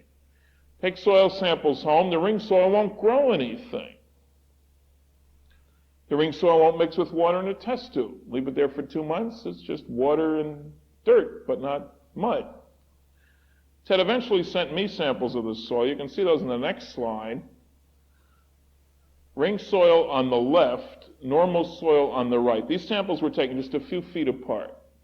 They're obviously different in color and texture. Had very good soil analyses done on these samples. It turns out that the ring soil has a much higher level of soluble minerals than the normal soil, things like calcium, magnesium, zinc, iron, copper. Now, this doesn't mean that they dumped their garbage here. What it probably means is that insoluble compounds were in the soil when the soil was intensely irradiated with microwaves, which will penetrate 14 inches. That's like microwave cooking ovens, and converted some of the insolubles to solubles. Did a whole long article about this. Much of it appeared in that great scientific journal, Fate magazine, almost 2 years ago. Anyway, this is the new direction for ufological research, laboratory testing, reproducible results. This case was given the blue ribbon panel of the National Enquirer, which has 5 PhD-holding professors on it. It was given their $5,000 award as the most scientifically interesting case submitted prior to January 1, 1973. Now, the panel has within its authority the ability to award $50,000 for proof of the extraterrestrial origin of a UFO. This case doesn't quite make it. When you really boil it down, after all, there were no critters seen, no unobtainium found. It could have been a super secret American or Russian or Chinese development program. We don't know of any such programs, but conceivably. The next case does involve critters, and I believe proof of the extraterrestrial origin of a UFO. Let's look at the next slide. These aren't the critters. This is Betty and Barney Hill. It's a very famous sighting. There's a whole book, The Interrupted Journey, about this. It was in Look magazine. To briefly recount the tale, on September 19th, 1961, they started out from Montreal on their way home to Portsmouth, New Hampshire, which is on the coast. Driving out in the boondocks of New Hampshire, middle of the night, nobody around, beautiful sky, beautiful country. Betty sees something strange in the sky. She watches it for a while and tells Barney she's watching a flying saucer. He says, "Betty, that's nonsense. There are no flying saucers. It must be an airplane." Well, she keeps watching. The thing starts and stops. She tells Barney, "You're watching a flying saucer." He says, "Betty, it must be a helicopter. There aren't any flying saucers." Well, then the thing moves at very high speed in a straight line. She tells Barney she's watching a flying saucer. He says, "Betty, it must be a satellite. There aren't any." He was just bound and determined there weren't any flying saucers. Well, they keep driving. This thing comes a lot closer. They stop the car. They get out. This thing's about 200 yards away. Barney grabs his binoculars, looks at it, and son of a gun, it's standing still in the sky. It's between 50 and 100 feet in diameter, maybe 200 yards away. It's big, it's round, it's glowing, it's got windows. There are no wings, no visible external engines. It's making no noise. It has no red and green lights. Through the windows, he can see some critters. It's obviously a flying saucer. Next thing they know, they're 30 miles down the road. They recount this story in considerably more detail to a couple of scientists, and Betty is a social worker for the state. Barney was on the Governor's Civil Rights Commission, very respectable people. They recount this tale in much more detail to a couple of scientists who have them go over the whole trip. You know, what time did you leave Montreal? How fast were you driving? How many times did you stop for gas and coffee? And what time did you get home? When they go over it this way, it becomes quite obvious that they got home at least 2 hours later than they should have. It was recommended that they be hypnotized to find out what happened during the missing 2 hours. Well, they're both busy people. It took a couple of years before they finally started a hypnosis series of sessions. Every Saturday for more than 6 months, they drove the 60 miles to Boston in the office of Dr. Simon, Benjamin Simon, an expert in regressive hypnosis. He had Barney in his office, hypnotized him, had him relive part of this experience for an hour, recorded the whole thing on tape, and then induced amnesia so Barney wouldn't remember what he said. They put Barney out, put Betty in, did the same thing. A standard approach to finding out things like what happened to shell-shock war veterans, things like that. Okay, this goes on for several months with neither one of them knowing what they're saying in these sessions. Then he plays back the tapes. And I've heard the tapes. They each were astonished to find that they had independently relived the fantastic experience of that craft having landed, of them being taken on board against their will by those humanoid-looking critters. No trip, no religious message. They were treated like specimens. Stick a needle in here, scrape a little skin there, that sort of thing. They were told that they wouldn't remember what had happened. They were put off the craft, and they didn't remember. Pretty far-out story. There's a whole book on the subject. I read the book by John Fuller. It's based primarily on the tapes. I had the lucky opportunity in 1968, November, to spend 4 hours with Betty and Barney, just the three of us. I was very impressed with them. 5 minutes would convince you that they were sensible, intelligent people. And Barney, incidentally, died 3 months later of natural causes unrelated to the UFO experience. All right, I buy their story. But how do you prove it? Not so easy, but there's one clue in the book. Betty, under hypnosis, describes how the leader showed her a kind of star map or model, sort of a three-dimensional sort of thing, with points of light for stars and lines in between that were supposedly trade routes or expeditions.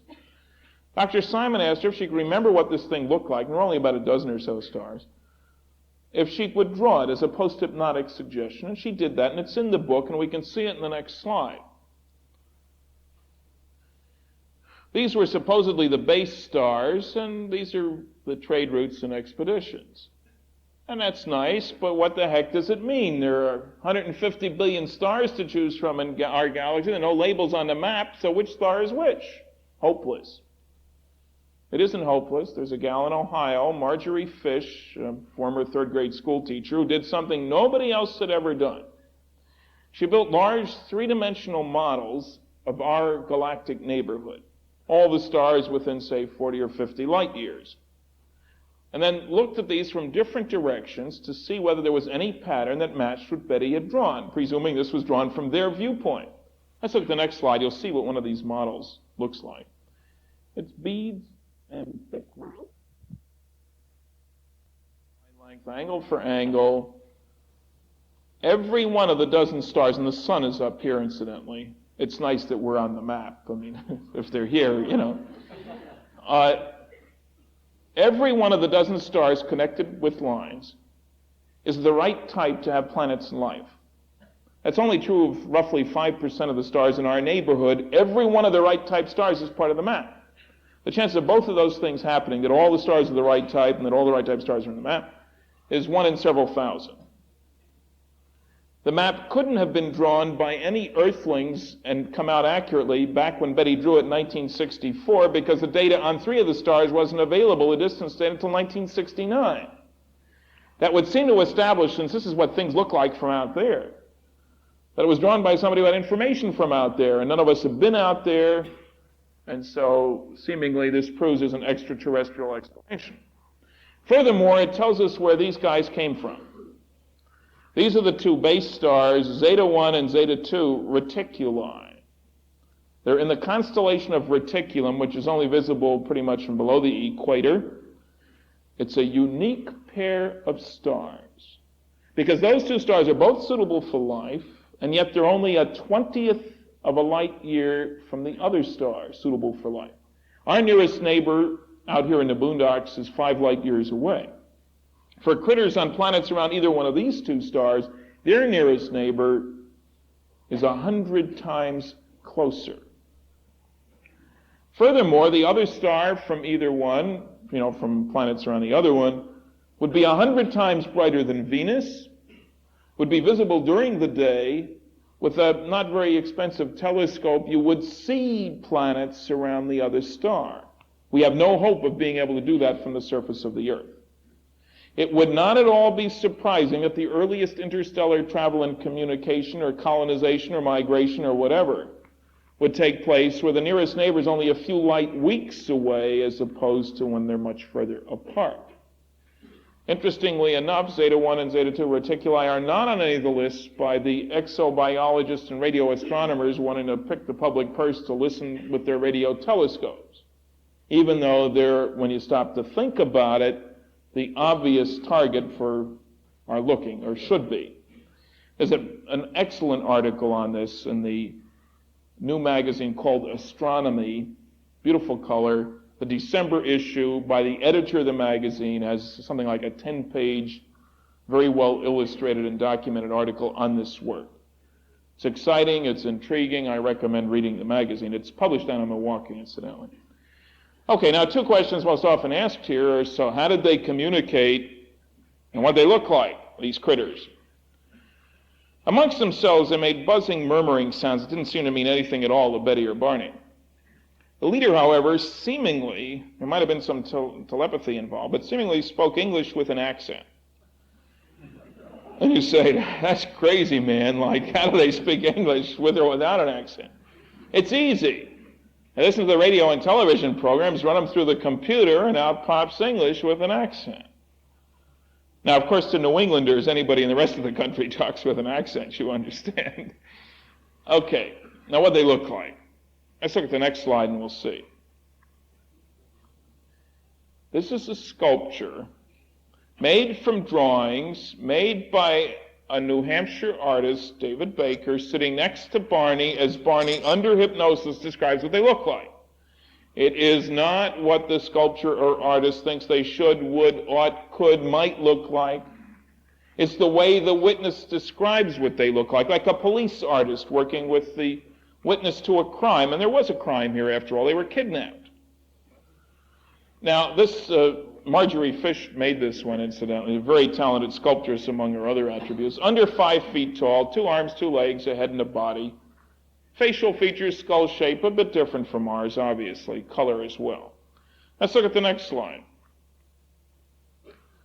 This is an artist's drawing by Hal Crawford of Texas. It's a composite based on hundreds of eyewitness reports, and on the West Coast there's a computerized catalog of 2,000 close encounters with Earthlings, of Earthlings with UFOs. About a third of those involve critters. At the University of Chicago, there's a computerized catalog of over 60,000 UFO sightings, incidentally, if people want data to look at. Anyway, this is much bigger than life size, thank God. Under 5 feet tall, 2 arms, 2 legs, a head, rather large, and a body. Facial features a little different. The eyes moved off a little bit. For the Star Trek fans out there, we've got Spockian ears up here to keep you happy.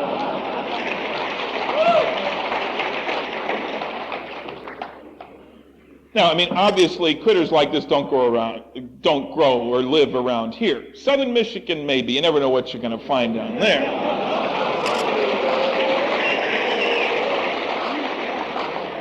Now, if any of you know somebody who looks like this, I'd like to hear about it, incidentally.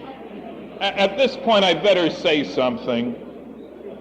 I didn't used to go into this, but some people got very upset at me, so a number of scientists have made loud proclamations. If there's one thing they're sure about life out there, it's that it ain't like us, that we're unique, that nobody else out there is going to look anything like us. Carl Sagan told Betty Hill just after a television program that he might have believed their story if they described something that looked like an elephant maybe, but humanoid critters, no way. And the whole basis for this, of course, is that the probability, as these guys estimate it, the probability that anybody out there is going to look like us, well, that's 1 in several billion stars, planets. Forget it. Can't look like us. Totally unlikely. Improbable. That sounds reasonable, doesn't it? No, not to me it doesn't. You start talking probability, you better have some data. In other words, if you had a catalog that listed all the types of critters out there, 6% have 3 arms, 3 heads, 3 legs, 8% have 2, 2, and 2, and so forth. And next to each type critter, you have the probability he's going to take a summer vacation near Earth this year. And you can put those 2 sets of numbers together, and you can come up with a probability estimate of what the next extraterrestrial you see is going to look like. I know of nobody who has such a catalog. Besides which, why make what seems to me to be a totally ridiculous assumption that wherever there's life out there, it has to have developed there independent of any other life anyplace else? Now, I'll bet none of you had your ancestors living in Michigan 100 generations ago. So how did you all get here anyway?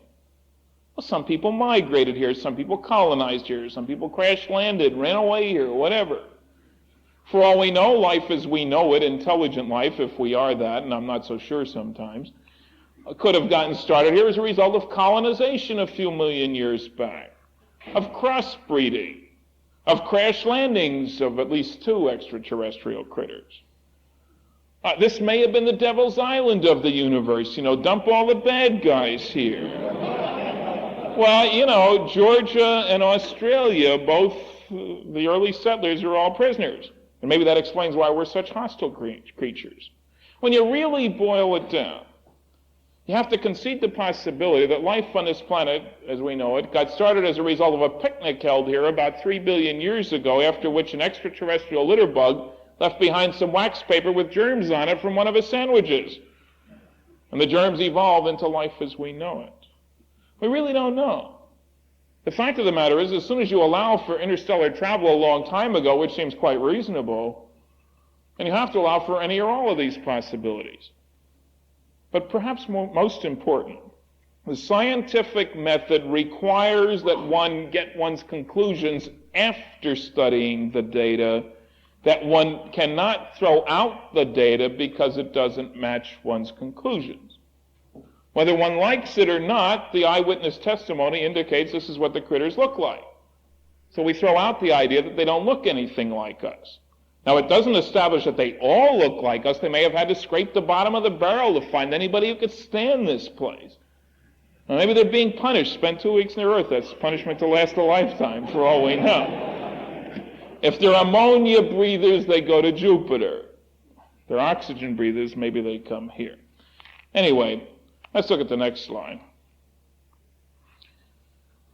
This is one of 2 pictures taken near McMinnville, Oregon, in 1950 by a farmer named Paul Trent.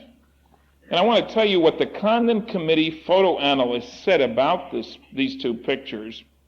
Quote, "This is one of the few UFO reports in which all factors investigated, geometric, psychological, and physical, appear to be consistent with the assertion that an extraordinary flying object, silvery metallic, disc-shaped, tens of meters in diameter, and evidently artificial, flew within sight of 2 witnesses," unquote. That's right out of the Condon report.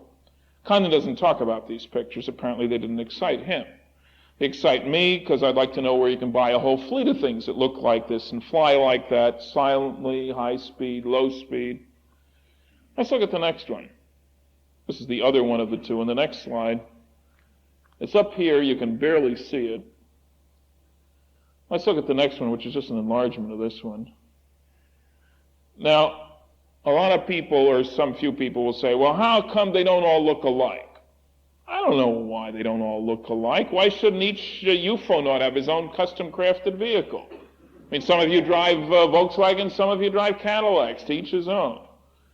But for those who insist that some of them got to look alike, notice the shape here. See that hood ornament there, or whatever it is? This is McMinnville, Oregon, May 1950. Let's look at the next one.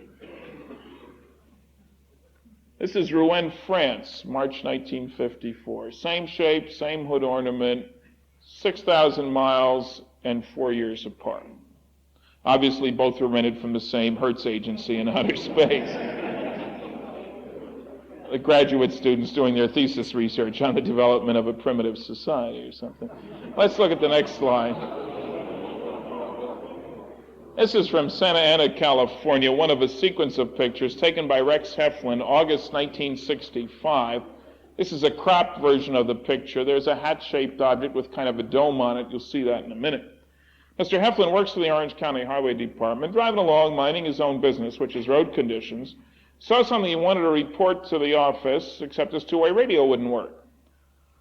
Looks around, what's wrong with the radio? It worked just a few minutes ago. Spots this object, grabs his Polaroid camera, which he uses every day, photographs it a few times before it leaves from inside his panel truck. The Air Force looked at copies of the original pictures and said, hey, look, everything's out of focus except the object. That must mean it's close to the camera and therefore small, about the size of a hubcap. It's an obvious hoax. Forget it. That was the Air Force, quote, analysis, unquote. A very much more careful analysis was done by the Los Angeles subcommittee of NICAP. They concluded it's a large object at some distance from the vehicle. And two different people saw the original Polaroid prints, and they don't exist anymore. Both pointed out that the Air Force analysis wasn't worth the paper it was printed on because the original pictures were in focus all the way back. You can see from these telephone poles all the way back here, truck back there, some of these other things back here. So forget the analysis by the Air Force. It wasn't worth the paper it was printed on. It was based on false information to begin with. Let's look at the next one, which is just an enlargement of this. You can see the dome a little easier. This mark is a scratch on the slide. I don't know how that got there, but hat-shaped object with the dome on it. Let's look at the next one. This is pictures 2, and the next one is number 3 of this sequence. You can see the panel truck in the rearview mirror back here. The next slide, please. This is the third one. This is the edge of the window. This is not enlarged. Let's look at the next one. This is August 65, Santa Ana, California, 35 miles southeast of Los Angeles. This one is another hat-shaped object photographed not in California, but includes Romania. August 1968, 3 witnesses, one of them a technician. He took the pictures. They were analyzed in Romania, then published again in England, and analyzed there, and published in the Flying Saucer Review, one of the best UFO journals in the world. It's published in England. Let's look at the next slide, which is just an enlargement of this one, and the next slide, which is numbers 2 and 3 of this sequence. Trying to get copies of the originals, no luck so far. But another hat-shaped object, 3 years, 7,000 miles apart, identical. Incidentally, if you wonder about sightings in Russia, yeah, there's plenty of them. I've got a manuscript on my desk unpublished of about 160 pages of Russian sightings. Pretty much the same as here. The Soviet Academy of Sciences says the same stupid things ours does. They add an extra flip. They say, oh, it's probably a Western capitalist plot trying to distract our attention from more important things. Oh boy. Anyway, it is a worldwide problem. Let's look at the next one. This is Romania. This one is Salt Lake City, Utah. March 8th, 1972. Roy Lauritsen, driving along, minding his own business, spots this little object in the sky up here, about noon, grabs his very expensive camera on a tripod, $1,600 piece of equipment, and the name suddenly disappeared from my head. Anyway, he grabs this thing, sets it up outside the car, and starts taking pictures as the object moves from left to right. You can see 1, 2, 3, 4. You can see where the state capitol dome is here, the Mormon temple over here. You might touch the focus on that. These prints are made from the original negatives, and they're really quite clear. It's hard to get them all in focus at once, but someplace in there, yeah, down here. Okay, let's look at the next one, which is numbers, well, the next slide, please. 5, 6, 7, an enlargement of 5. Let's look at the next one. I stood at exactly the same spot that Roy Lauritsen stood. I could tell from the position of the light fixtures over here, the buildings versus each other. I looked at the original negatives. There's 7 negatives, all uncut, still attached in the right order. I'm particularly intrigued with something you can see in the next slide, which is an enlargement of this one, this self-luminous region over here. I think that's an ionized air plasma related to a magneto-aerodynamic propulsion system. similar to the electromagnetic submarine built at the University of California, Santa Barbara several years ago. That's a whole separate lecture. You don't need to worry about that right now. Okay, I showed this sequence to 4 professional photographers. 2 said, no way in the world to fake the sequence, especially if the negatives are uncut and unretouched. The 3rd said, most pictures are fakes of UFOs. This one's probably a fake too. Very useful, that was. The 4th guy looked at them briefly and said, oh, Stan, they're obvious fakes. I said, Bob, what do you mean obvious fakes? I said, I stood where this guy stood. I know that he took the pictures there. He says, oh yeah, he took the pictures, but there was no flying saucer there. What he did was take the pictures, roll the film through again, then set up this light fixture in a dark room and double expose all the prints. I said, come on now, how did he get that plasma there? He said, that's no plasma, it's just smoke. He was smoking a cigarette or something, blew smoke at it. I said, and got it in the same position on the object each time? He said, Stan, you don't need to worry about that. The guy goofed. What do you mean he goofed? He said, there's the pull chain from the light fixture. You know, if I look at that long enough and take 3 or 4 drinks, I can actually see the pull chain.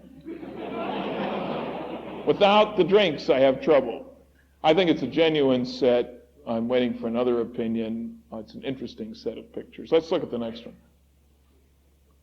There are 2 here. This is from Yungay, Peru. Got these from APRO, the Aerial Phenomenon Research Organization. There are 3 major groups, NICAP that I've mentioned, the Mutual UFO Network, which is the most rapidly growing, and APRO, the Aerial Phenomenon Research Organization. Associate Director of APRO was down in Peru, speaks fluent Spanish. Check this one out.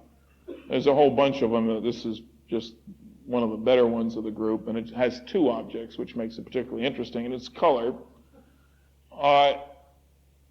Unfortunately, you can't go duplicate his investigation because Yungay and the photographer were both destroyed by the big earthquake in 1970 down there. But 2 objects, color, South America. Let's look at the next one. Here's another South American case. This is a map of the island of Trinidad, 600 miles east of the coast of Brazil. In 1958, this ship was there as part of the International Geophysical Year. About 30 guys on the deck of the ship, including an official photographer. Suddenly, broad daylight, they all shout, hey, there goes a flying saucer, take a picture, in Portuguese, of course. The guy grabs his camera and snaps 6 pictures as the flying saucer moves in from the right, makes a sharp turn, heads up, up, and away. It's a Saturn-shaped object that is like the planet Saturn seen through a telescope, 2 bowls with a plate in between, if you will. 4 of the pictures show the UFO. The other 2 were he was being jostled by all these people. The pictures were actually released to the public by the president of Brazil. Let's look at some of these. I have 3 out of the 4. Let's look at the next slide.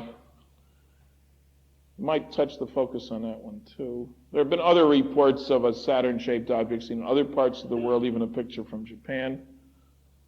There we go. Let's look at the next one. Way up top here. The next one. You'll see an enlargement of just this little chunk of this one. In the next slide, please. I think we're right back to where we started. At least 50 different companies that can build things that look like that.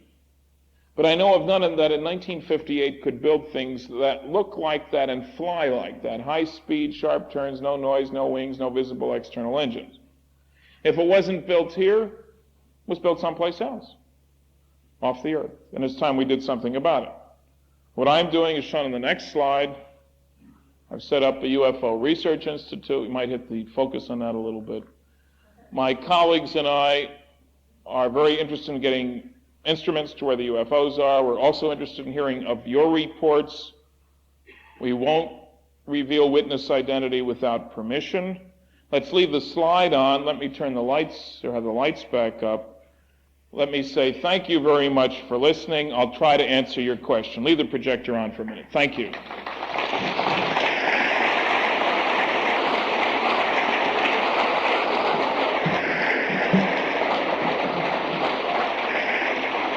Thank you. Now, I know that some people have to go, homework, babysitters, whatever, but let me ask a couple of questions before I try to answer yours.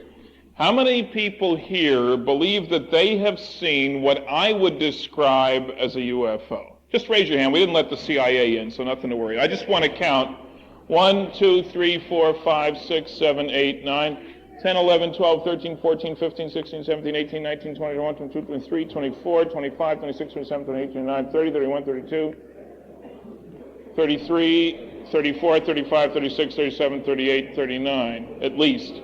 How many of you reported what you saw to the Air Force? 1. Were you in the service at the time? Were you happy with their response? What'd they say?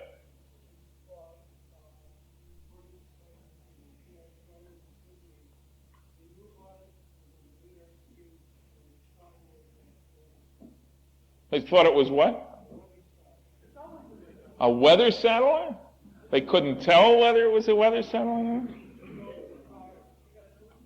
Well, that's an easy way out. Okay, let me try to answer your questions. Who's got a question? Must be somebody. Yes? What do you think about, I heard a radio report that the Air Force had... Oh, the crashed craft with the 12 bodies in the hangar at Wright-Patterson Air Force Base? Right. Hangar 18 that Barry Goldwater couldn't get into? Yeah. I don't know how many, have many people heard about that report? This is about last October. Okay, that came from a guy in Florida, Robert Spencer Carr, who was holding a big symposium for which he was charging $37 for 2 days worth of talks, in which he claimed that there had been a couple of crashes, one in Aztec, New Mexico, decompression accidents, and where the critters inside were carted off to Wright-Patterson and frozen on ice, and he knows the people who did the autopsy and the guard at the door and so forth. I talked to Mr. Carr on the phone. I was unable to get anything from him that would enable me to say I believe his story. Rumors like that have been going around for 20 years. Frank Scully wrote a whole book about supposed crash like that. Mr. Carr also said at the same time that on December 15th, the government would make a big announcement about UFOs, admitting that they're real. And when I said, well, gee, that's when the NBC special is going to be, he said, oh, yeah, that's government-sponsored.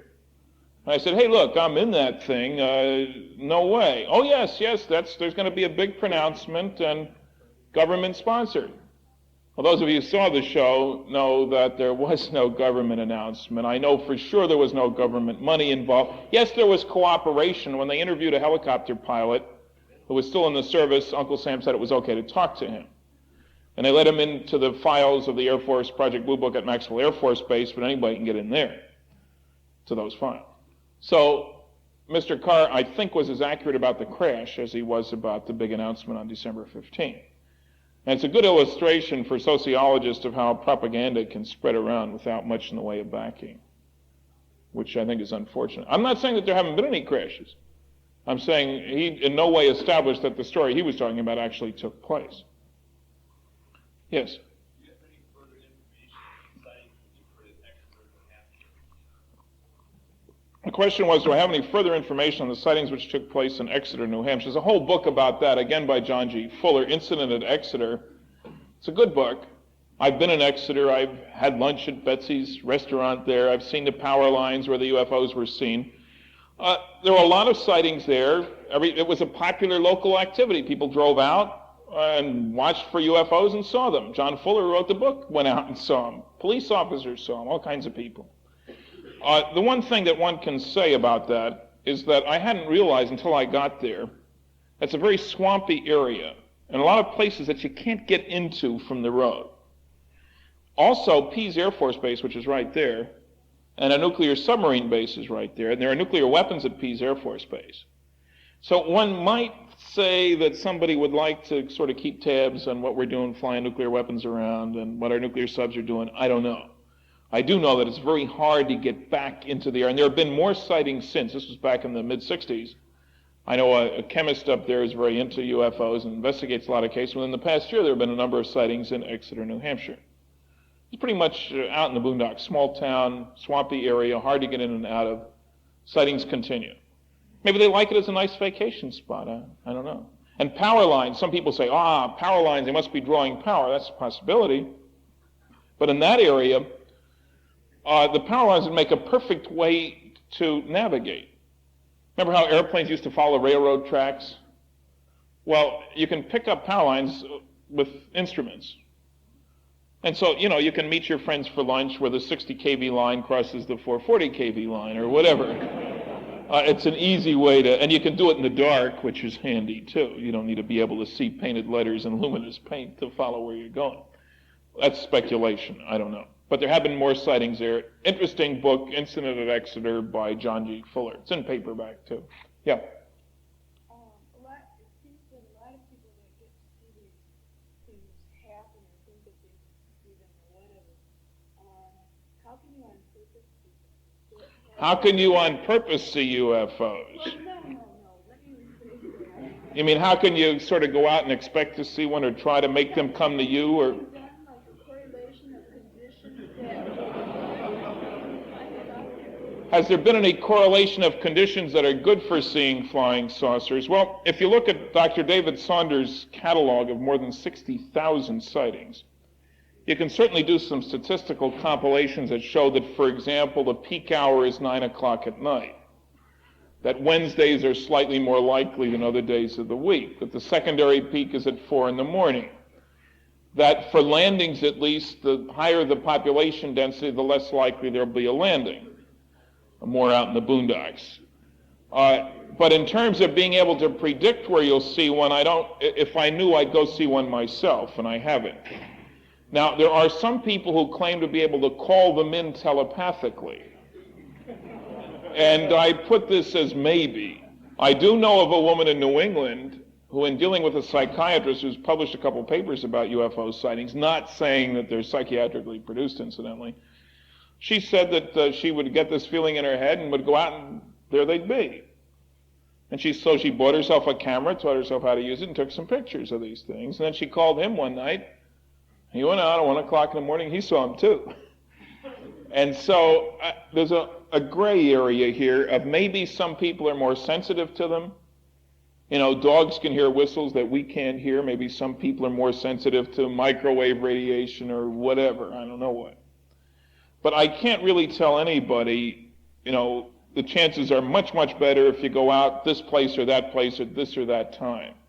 Certainly it's hard to see things from big city. The Gallup polls showed that people who lived in cities of more than 500,000 population were only half as likely to see one as people who lived out in the boondocks. That's not surprising. If you're standing around in New York City, you can't see much of the sky anyway. Half the time you're in the subway and the dirt's so high you can't see anything anyway. So you live in a good area for seeing UFOs. I was going to say get up high, but that's the wrong thing to say.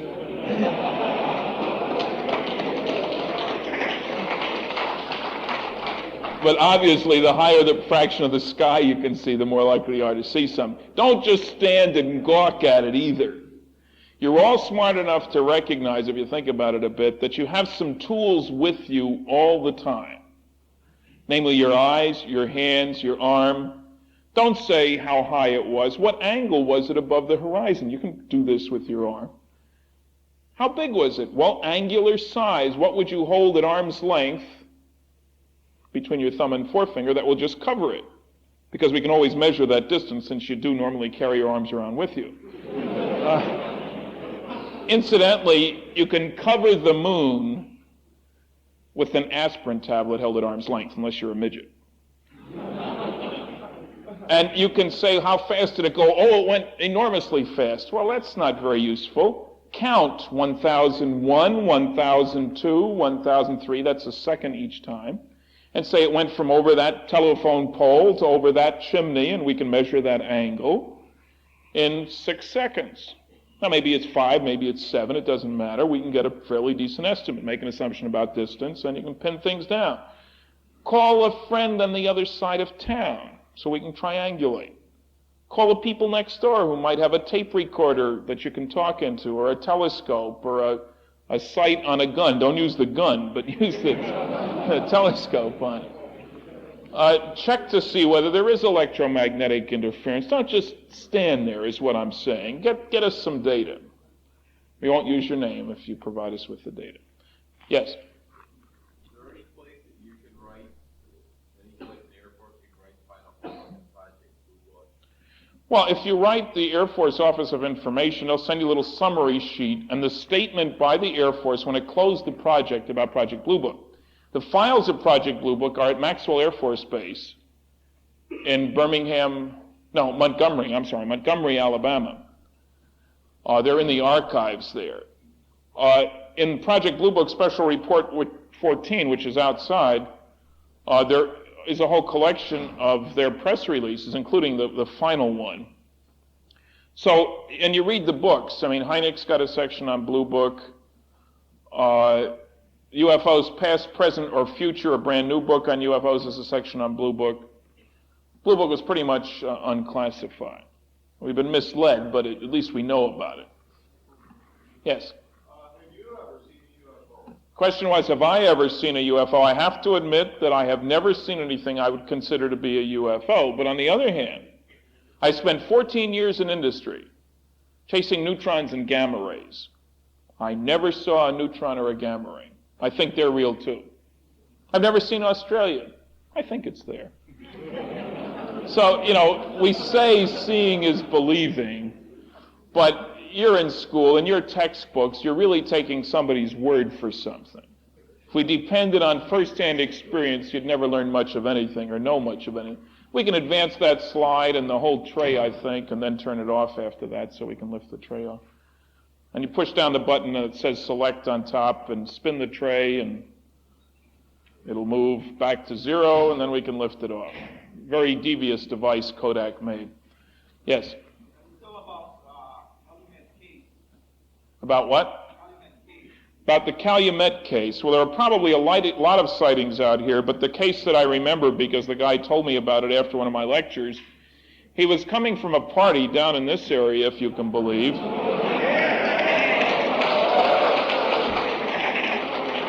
And going back to the radar base at Calumet, about 1:30 in the morning, at hitchhike, got a ride back most of the way, sees this bright thing go overhead, doesn't think much about it, all he does is wants to get back to the base. He gets, in the gate, and somebody grabs him and says, hey, listen to what's going on. And they go into the room with the radio operators and the radar screens and some phone circuits. And son of a gun, there are a bunch of airplanes chasing flying saucers.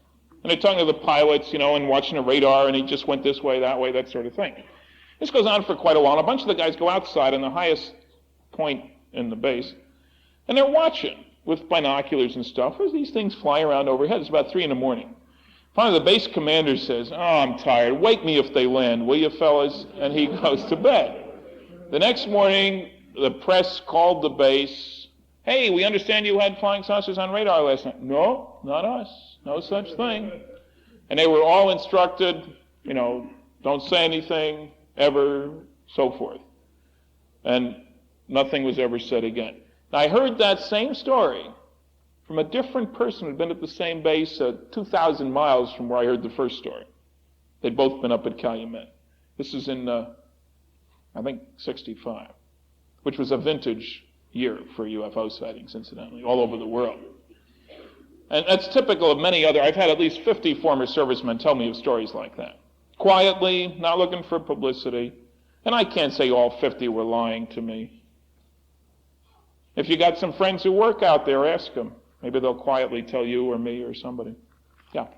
You think that why the Air Force seems to be intentionally trying to play down all these reasons?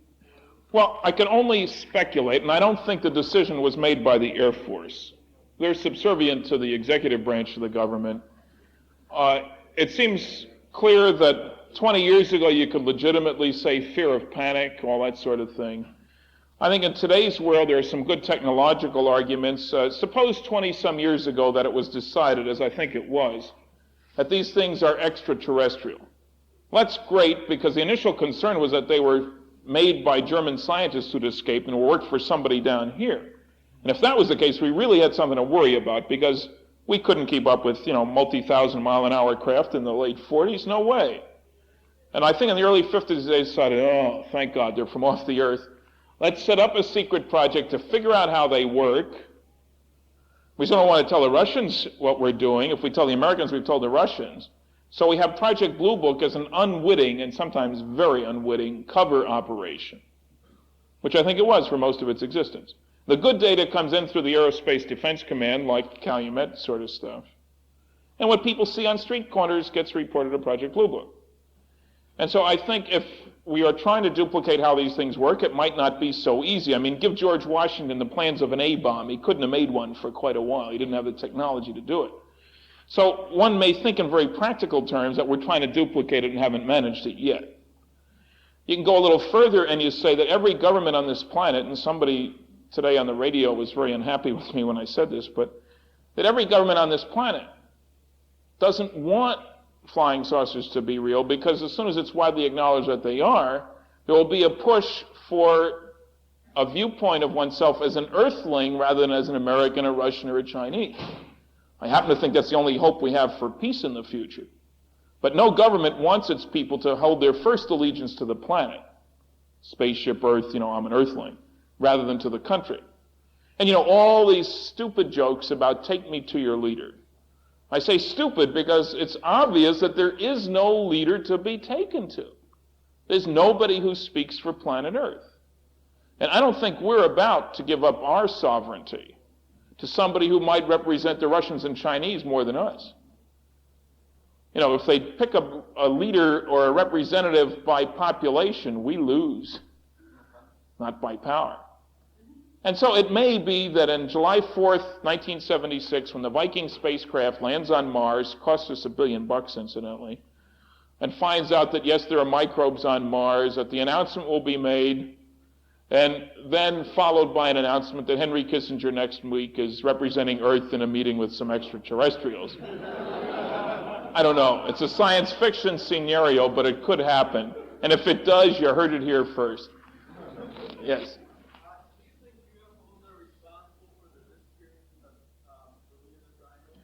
No. Do I think UFOs are responsible for the disappearances in the Bermuda Triangle? I guess everybody's heard that there's an area in the Pacific where occasionally somebody disappears. A plane here, 2 planes there, a ship here, a ship there. Actually, when you look at 100 years, you got maybe 1,000 people, and that's not a lot. I mean, we kill 50,000 a year in automobile accidents. I'm not going to worry a lot about that big area and only that few people disappearing. Now, there have been a number of books written and a lot of authors running around the country on talk shows talking about flying saucers and the Bermuda Triangle. John Wallace Spencer wrote in Limbo of the Lost. He's on the talk circuit about UFOs and Bermuda Triangle. Funny thing, you read the book, UFOs aren't even mentioned till an appendix, a little interview with the author by Bantam Books saying, what's responsible for these disappearances? Oh, I'm a ufologist, and I know flying saucers are real, and they must be responsible. That kind of reasoning leaves me totally cold. You first have to establish, A, that the number of disappearances per passenger mile, cargo ton mile, trip through the area is any greater there than any place else. He doesn't establish that. B, you ought to present at least one case of somebody saying, there went the flying saucer, there went the airplane, whoops, there they both went. He doesn't present any such case. Or at least a case where somebody radios back, goodbye, cruel world, they've come and taken me away. He doesn't give any of those.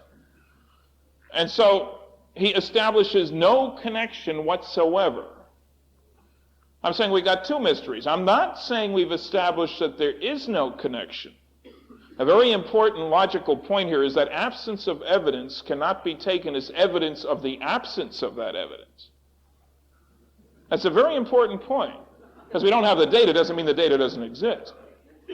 But certainly until we get a good reason, I see no reason to link those two. There are a lot of damn fools taking boats out into areas. I'm sure it happens up here on the lake. It's a lovely, clear day. Let's go. We can get to the other side of the lake. Halfway across, the wind comes up, the storm comes up, and down they go. And there aren't too many people exploring the bottom of the ocean for the remains, or the bottom of the lake either, for that matter. So there's a plane off Alaska with 2 congressmen on board, disappeared a couple years ago, hasn't been found. In California last year, we found a plane at Big Sur, rugged area, been lost in the Second World War. Been sitting there all this time. So, sure, things disappear. And if you look at the record, you find that ships sink, have fires all over the world all the time. You'd never go on a ship if you read the Lloyds of London records. Don't cancel your travel reservations for the Bermuda Triangle just yet, anyway. Yes? What's the status of Canceled. Like all the other exciting programs I've worked on, it was canceled. Oh yeah, it worked fine. No, wait, you're talking about the rockets, you said, not the aircraft. The nuclear airplane program back in the late 50s was also successful. We operated jet engines successfully on nuclear power. But that program was canceled. The nuclear rocket program was successful. That is, the tests met their objectives, duration, power level, temperature, all that sort of thing. But when it came time to fish or cut bait, we cut bait. How many people have heard of Admiral Hyman Rickover? Now, he's the one responsible for the nuclear submarines. Most of the programs I worked on that were canceled desperately needed somebody like a Rickover to say, damn the torpedoes, full speed ahead, let's get the job done and done right. The programs didn't have those kind of people, and so they were canceled. So the technology is sitting there in the classified drawer, and no plans for going ahead with nuclear rockets. Kind of a shame, but yeah. Yeah, and you know how you were mentioning about telephone wires, possible routes that they follow. This lady in Arkansas, where I was living, our next door neighbor, she's kind of a religious fanatic. She told us to watch for flying saucers because she'd seen one the night before, and she described it as a glowing disc came over the horizon and came above the telephone pole, and the pole started to vibrate and the wires and everything. She was watching, and then it shot off. And for the next 2 nights, she said, watch for them. We saw flying saucers. They just zigzagging, real strange courses. In Arkansas. Yeah, it's real clear there in the Ozark Mountains. He was saying that the next door neighbor said, watch and you'll see, because she had seen one that stayed over a telephone pole and vibrated, apparently caused the pole to vibrate. They watched and they did see something doing crazy maneuvers. Yeah, when was this, roughly? This was about a year. In October or so of 73? Or? In the summer. A little, UFO sightings are really quite common. There have been cases, Piedmont, Missouri, they had months of thousands of people seeing UFOs. Again, it was popular pastime. And a physics prof, a skeptic from Southeastern Missouri State University, got a little grant from the St. Louis Globe-Dispatch to go down there and check them out. He didn't want to. He saw a lot of nonsense, didn't want to risk his reputation. Wound up making 50 trips down there with some graduate students, and they had a number of sightings themselves. And measurements and photographs from the sky and on the ground. Made a believer out of him, I'll tell you. Way in the back, yeah. you say that there's a lot of suppression for the Air Force. I didn't use the word suppression at all. Okay. I'm suggesting they've been less than honest with us, yes. All right.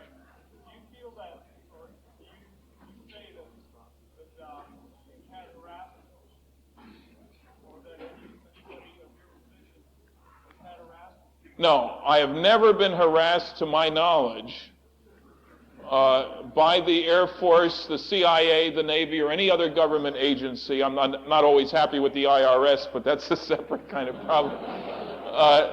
I've never had anybody try to stop me from doing what I'm doing. I can only conclude that if they care, they know about me, because I've had lots of newspaper clippings, radio, television, that I must be doing what they want done, that is, present what is hopefully a non-scare, rational, factual approach to UFOs. And maybe I'm helping them set the groundwork for the big pronouncement whenever that comes, but I have never been, nobody's ever suggested that I shut up about UFOs anyway. Yes? Is there any evidence of the critters being anything but friendly? Well, it's hard to interpret. The question was there any evidence of the critters being anything but friendly? It's hard to interpret some of the situations. In other words, to read in motivation. Some of you may have heard of a case of a UFO and a plane over Lake Superior, or Michigan. Suddenly it escapes me which one. The Kinross case. Anyway, coming together as watched by a radar operator, and then the UFO leaving and no plane, forever disappeared. Now we don't know what happened. I'll tell you another case, this one unpublished. Coming south from Calgary, the Canadians radioed down to Kalispell, Montana, back in 1951, where we had a big radar installation like Calumet, that there were 3 UFOs headed south in a V formation. We pick them up on radar, scramble a jet, head them in the right direction. He says visual confirmation of the unknown. radar lock on, guns ready to fire. Next thing they get is a Mayday, Mayday emergency signal, and his plane disappears from the scope. Search and rescue team sent out, not a trace. And they knew exactly where he was going, how fast he was going, what altitude he was at. It wasn't someplace out there. They knew. The word that came out after that was, don't shoot at UFOs, keep your distance, take gun camera pictures. Now, I don't know whether to say those guys were being hostile or not. That was apparently self-defense. Somebody was going to shoot at them. They took care of the problem earlier. And so it's a little early to make a judgment about there, and there may be good guys and bad guys. We may be in the situation of the American Indian trying to figure out what the next group of white men wants 200 years ago. You know, here's one group to kill them, to cure them, to convert them, to live with them, to steal from them. Any kind of motivation you could find it. And so we really don't know. And Dr. Hynek tells the story of the turkeys on the turkey farm about November 20th, telling each other, gee, what wonderful owners they have. All the food they want to eat, all the water they want to drink, carpet on the floor to keep them warm. Obviously, they're beneficent owners. By the end of the month, they've changed their mind. They've just been served for Thanksgiving dinner. So it may be a little early. But one can make a case, as an optimist, I guess, that a truly technologically sophisticated civilization probably is sociologically sophisticated too. For this reason, that technological development is characterized by the control of energy, from burning wood and coal and oil to nuclear energy to fusion to whatever. And sooner or later, you either learn to live at peace with your neighbors, and whether that's across the street or across the river, across the ocean, across the solar system, across your galactic neighborhood, wherever you can reach. Either you learn to live at peace with your neighbors, you're going to get clobbered. And they're coming here, they haven't been clobbered. Now you could say, hey, maybe they're coming here because they've clobbered everybody else. But I'm more of an optimist and say, I think you can make a case, and in the Betty and Barney Hill case, for example, and in the Pascagoula, Mississippi case, the feelings you get from talking to the people involved was that these guys were kind to dumb animals. You know, the way an adult would treat a child. And so I'm optimistic along those lines. Certainly not pessimistic.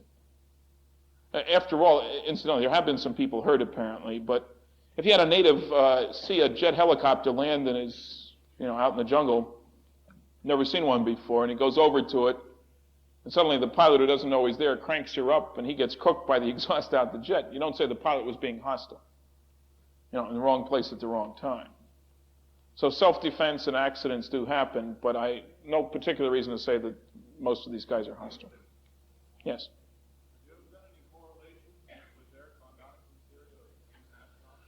Well, I don't know how to do any correlation with von Daniken's theory. He doesn't believe in UFOs. I'm not what do you call him? I was going to say an astrologer, which isn't what I meant at all. An archaeologist or anthropologist. It wouldn't surprise me at all if there were visits here a few thousand years ago. What's a few thousand years on a cosmic time scale? We may have been on somebody's map for the last 10 million years. A nice place to visit, wouldn't want to live there or whatever. But von Daniken is a terribly sloppy scholar. He jumps to conclusions all over the place. Now, the kind of reasoning he does, and he may be right now, but for the wrong reasons, and we can't throw out the baby with the bathwater. But the kind of reasoning he does is the equivalent of a flying saucer going by Mount Rushmore over in, is it North or South Dakota, one or the other, where the heads of the presidents are carved into the hills 60 feet high. And a pilot puts on the brakes, hey, what the heck is that? And they go over and they make a bunch of measurements. The nose is 19 feet long and so forth. And the pilot finally nudges the co-pilot and says, hey, Joe, we better get the heck out of here. They grow them awful big on this planet. The interpretation that those statues are life-size is incorrect. It's a possibility, but it turns out to be wrong. And von Daniken does an awful lot of that kind of reasoning. He throws in a hypothesis as if he has established it. Those lines down in Nazca, Peru, that are visible from the sky, and he says obviously an airfield, but not obviously an airfield at all. In the first place, the lines cross in a pattern different from airfields. In the second place, they're visible because the top layer of soil has been scraped away. Their strength in terms of being able to bear the weight of anything is practically nil. In the third place, if you're coming here from someplace else, you don't need an airfield to land. You're going to say, hey, Earth, build us an airfield so we can land? I mean, that's ridiculous. When we went to the moon, we didn't depend on there being an airfield there. And so if they were flying saucers, they were able to land and take off from wherever they please. I'm not saying, also, von Daniken does something else. He assumes that our ancestors were stupid. And I can find no good reason for making that assumption.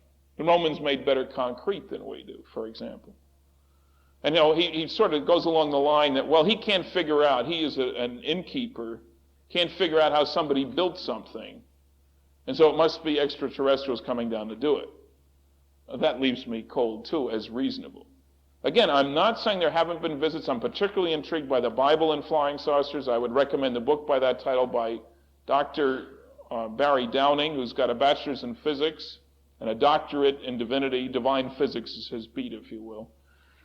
It's got a lot of interesting things to say. I've looked into the story of Sodom and Gomorrah with a real Bible scholar. Somebody's been president of the World Bible Association, happens to be an old friend. We spent hours on just the story of Sodom and Gomorrah. And I'm convinced that that sounds like a nuclear explosion, as witnessed by people who didn't know anything about nuclear explosions, but were accurate reporters. Well, after several hours with Sheldon, I found that he didn't know any physics, and I didn't know much about the Bible. And if we'd spent 3 months, we probably could have done a good scholarly interdisciplinary job on 2 verses of the Bible, or Genesis 19 and 20. We need the interdisciplinary research. Von Daniken hasn't done it. What he's really trying to do, of course, is to get the professors to do their job and look under the carpet. And incidentally, the book Crash Go the Chariots is certainly as prejudiced as von Daniken's books. The book Some Trust in Chariots is a lot better. Still not 100% accurate either. So I have to give von Daniken credit. His books have sold 30 million copies. He's stimulated more people than anybody I know to take a new view of man's place in the universe, and I think that's required. So more power to him. But don't take him as gospel. Yes?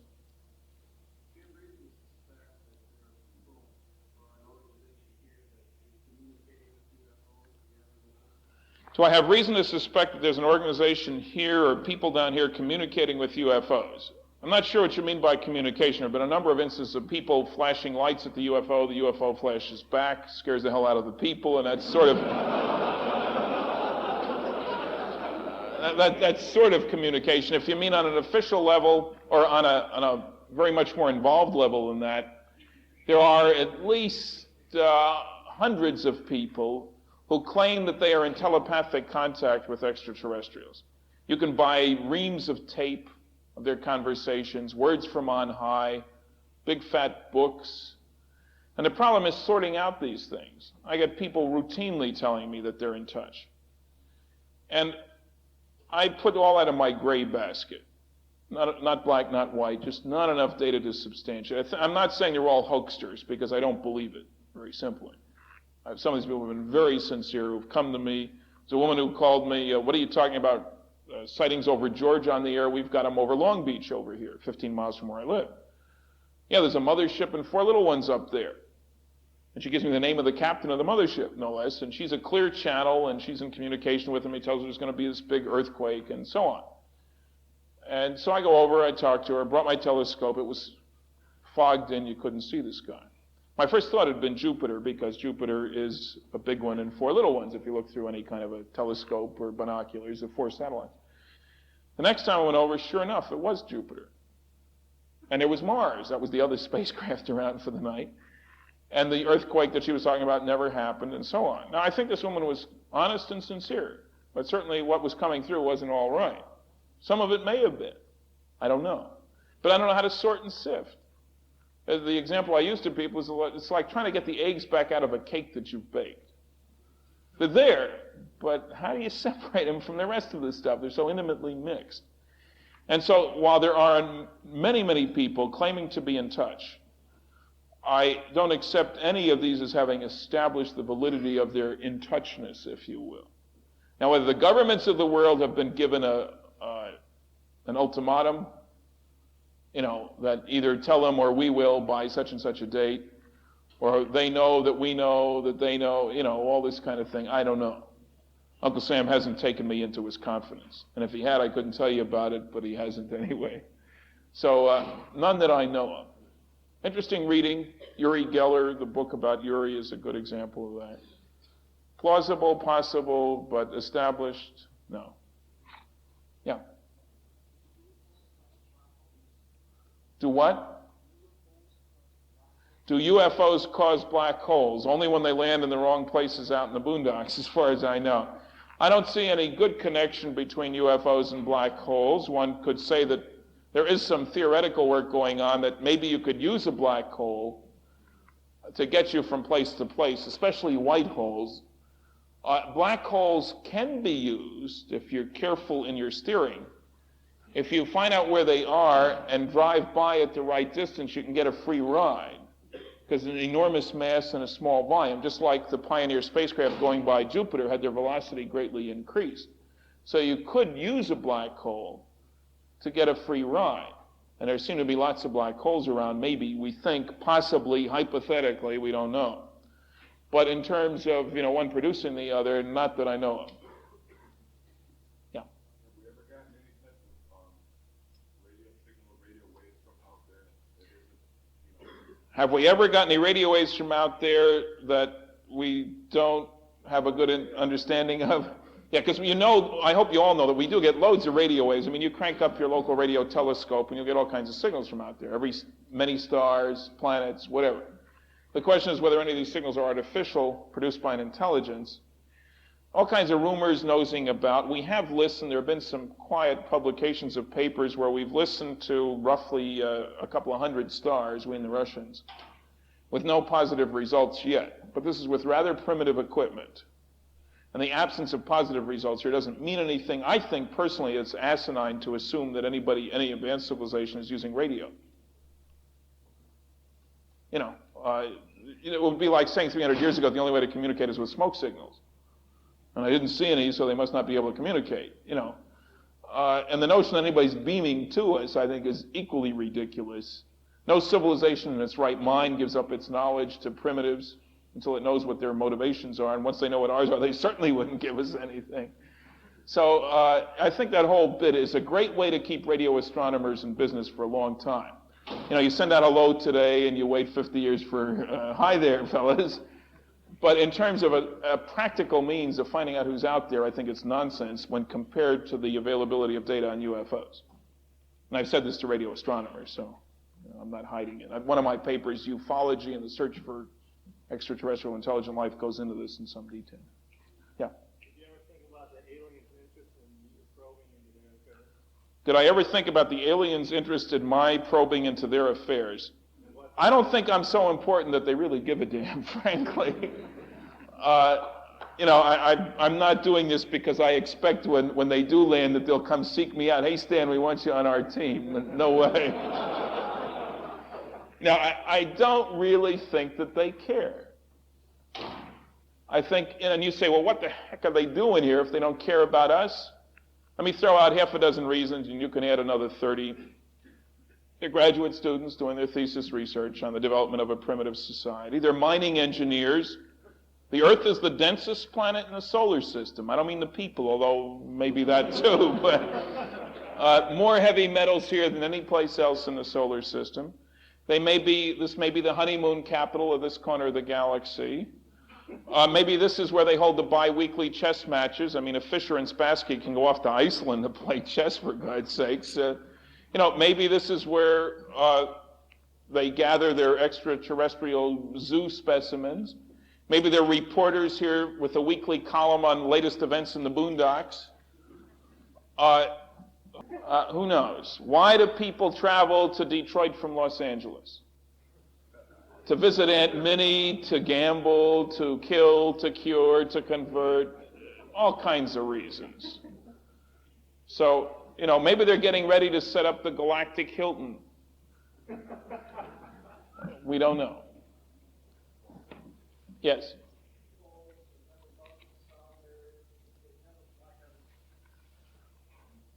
You mean, why don't we, since people claim that these things are going thousands of miles an hour, how come we don't always hear sonic booms all over the place? That's a slightly different question from the way you posed it, but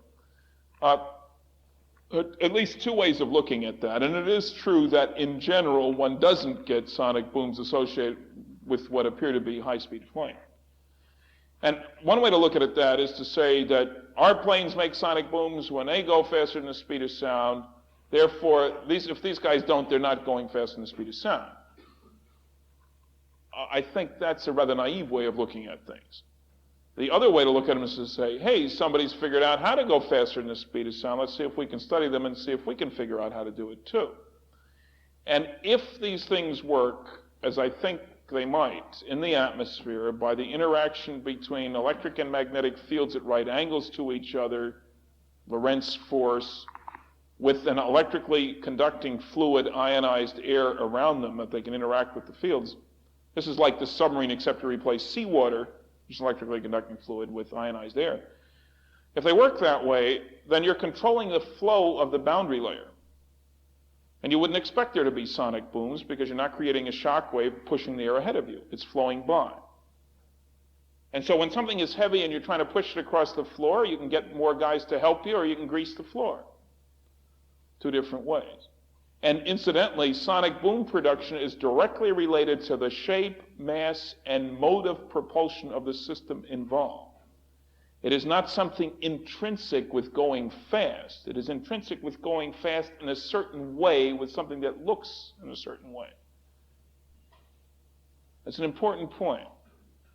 In other words, just because you can't make pocket well, let me back up a step. When I went to work in industry a long time ago, we used desk calculators, Monroe's, Friedman's, there's a whole bunch of them. They cost about $1,000. The good ones were $1,200. They're big, heavy, noisy. You can't talk on a phone when somebody in your office is using a calculator. Use about 100 watts, plug them in the wall, and slow. On a good division problem, you could watch the numbers pop up one at a time and write them down as fast as they were calculated. So one could make the general assumption that a good calculator has to be heavy, large, slow, expensive, and consume a lot of power, and noisy. And I'm sure somebody here in his pocket has a little calculator, or at least you have them at home. These lovely little HP 45s or 66s or whatever. And it's a funny thing. They don't make any noise. They run on a battery. They're so small you put them in your pocket. They can do things as fast as you can put the numbers in. Don't weigh much. And they cost practically nothing by comparison. So you have two seemingly opposite things. Well, the kicker is that the characteristics of the old Monroe are directly related to the fact that you're moving cogs and wheels. And have nothing to do with the calculations, but how you do the calculations. These little pocket calculators have little tiny chips in them, with the equivalent in cogs and wheels of a whole room full of stuff. So they do it differently. Wristwatch radios, can't build them with vacuum tubes. You can with micro-integrated circuits.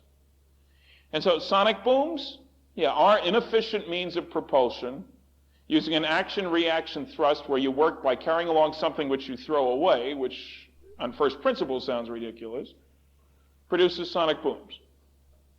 I believe that if you work by interacting with your surroundings rather than by carrying along something you throw away, and control the flow around you, and there's a whole host of technology, much of it classified, that deals with this, and it's referenced in my papers, that you will get around the problem of sonic boom production, as well as all the other problems of high-speed flight, I might add. So sonic booms, not usual, but not too surprising. It would almost be surprising if there were sonic booms as opposed to the other way around. Yeah. What about Einstein's theory? Oh yeah, mass, a lot of things happen as you get close to the speed of light. Mass increases, length changes, time slows down. And some people say, well, you can't go faster than the speed of light. Zeta Reticuli is 37 light years away. Obvious minimum time for the round trip is 2 times 37 or 74 years. Not true. At 99.9% of the speed of light, you can go 37 light years in 20 months pilot time. You go a little faster, 99.99% of the speed of light, you can go 37 light years in 6 months pilot time. That's the equivalent of going faster than the speed of light without going faster than the speed of light. So 3 cheers for Einstein, he was right. Now there is some suggestion in physics, there is a possibility, there's a lot of talk about it anyway, that there might be particles, we give them a name, we don't know whether they're real or not, called tachyons, whose whole lifetime is spent on the other side, that is always going faster than the speed of light, but not able to go slower. Just as Einstein postulated that normal particles can go almost as fast, but never faster. They can't cross the barrier, so to speak. Einstein was right. The mass increases very rapidly as you get very close to the speed of light. And time does slow down. That's real. Now, some people take that to mean, as you get going pretty fast, that means you can't accelerate anymore because the mass is so great it takes enormous effort to accelerate stuff. Not so if you use the right process. Two of them, as an example. If you use the fusion process, the particles start at very high velocity. They don't start at zero and you accelerate them to high velocity. They are created, the fusion reaction that creates them produces them at, say, 14 million electron volts, which is very high energy. You didn't accelerate them to 14 million. The act of being born, crazy as it sounds, results in a particle at that energy. So you don't have a problem there. And the other thing is, if you're going by a good gravitational system, you can get your speed increased without having to fight this problem of your mass increasing and I got to work harder to get, going faster kind of thing. No problem. From the guys inside, it doesn't matter.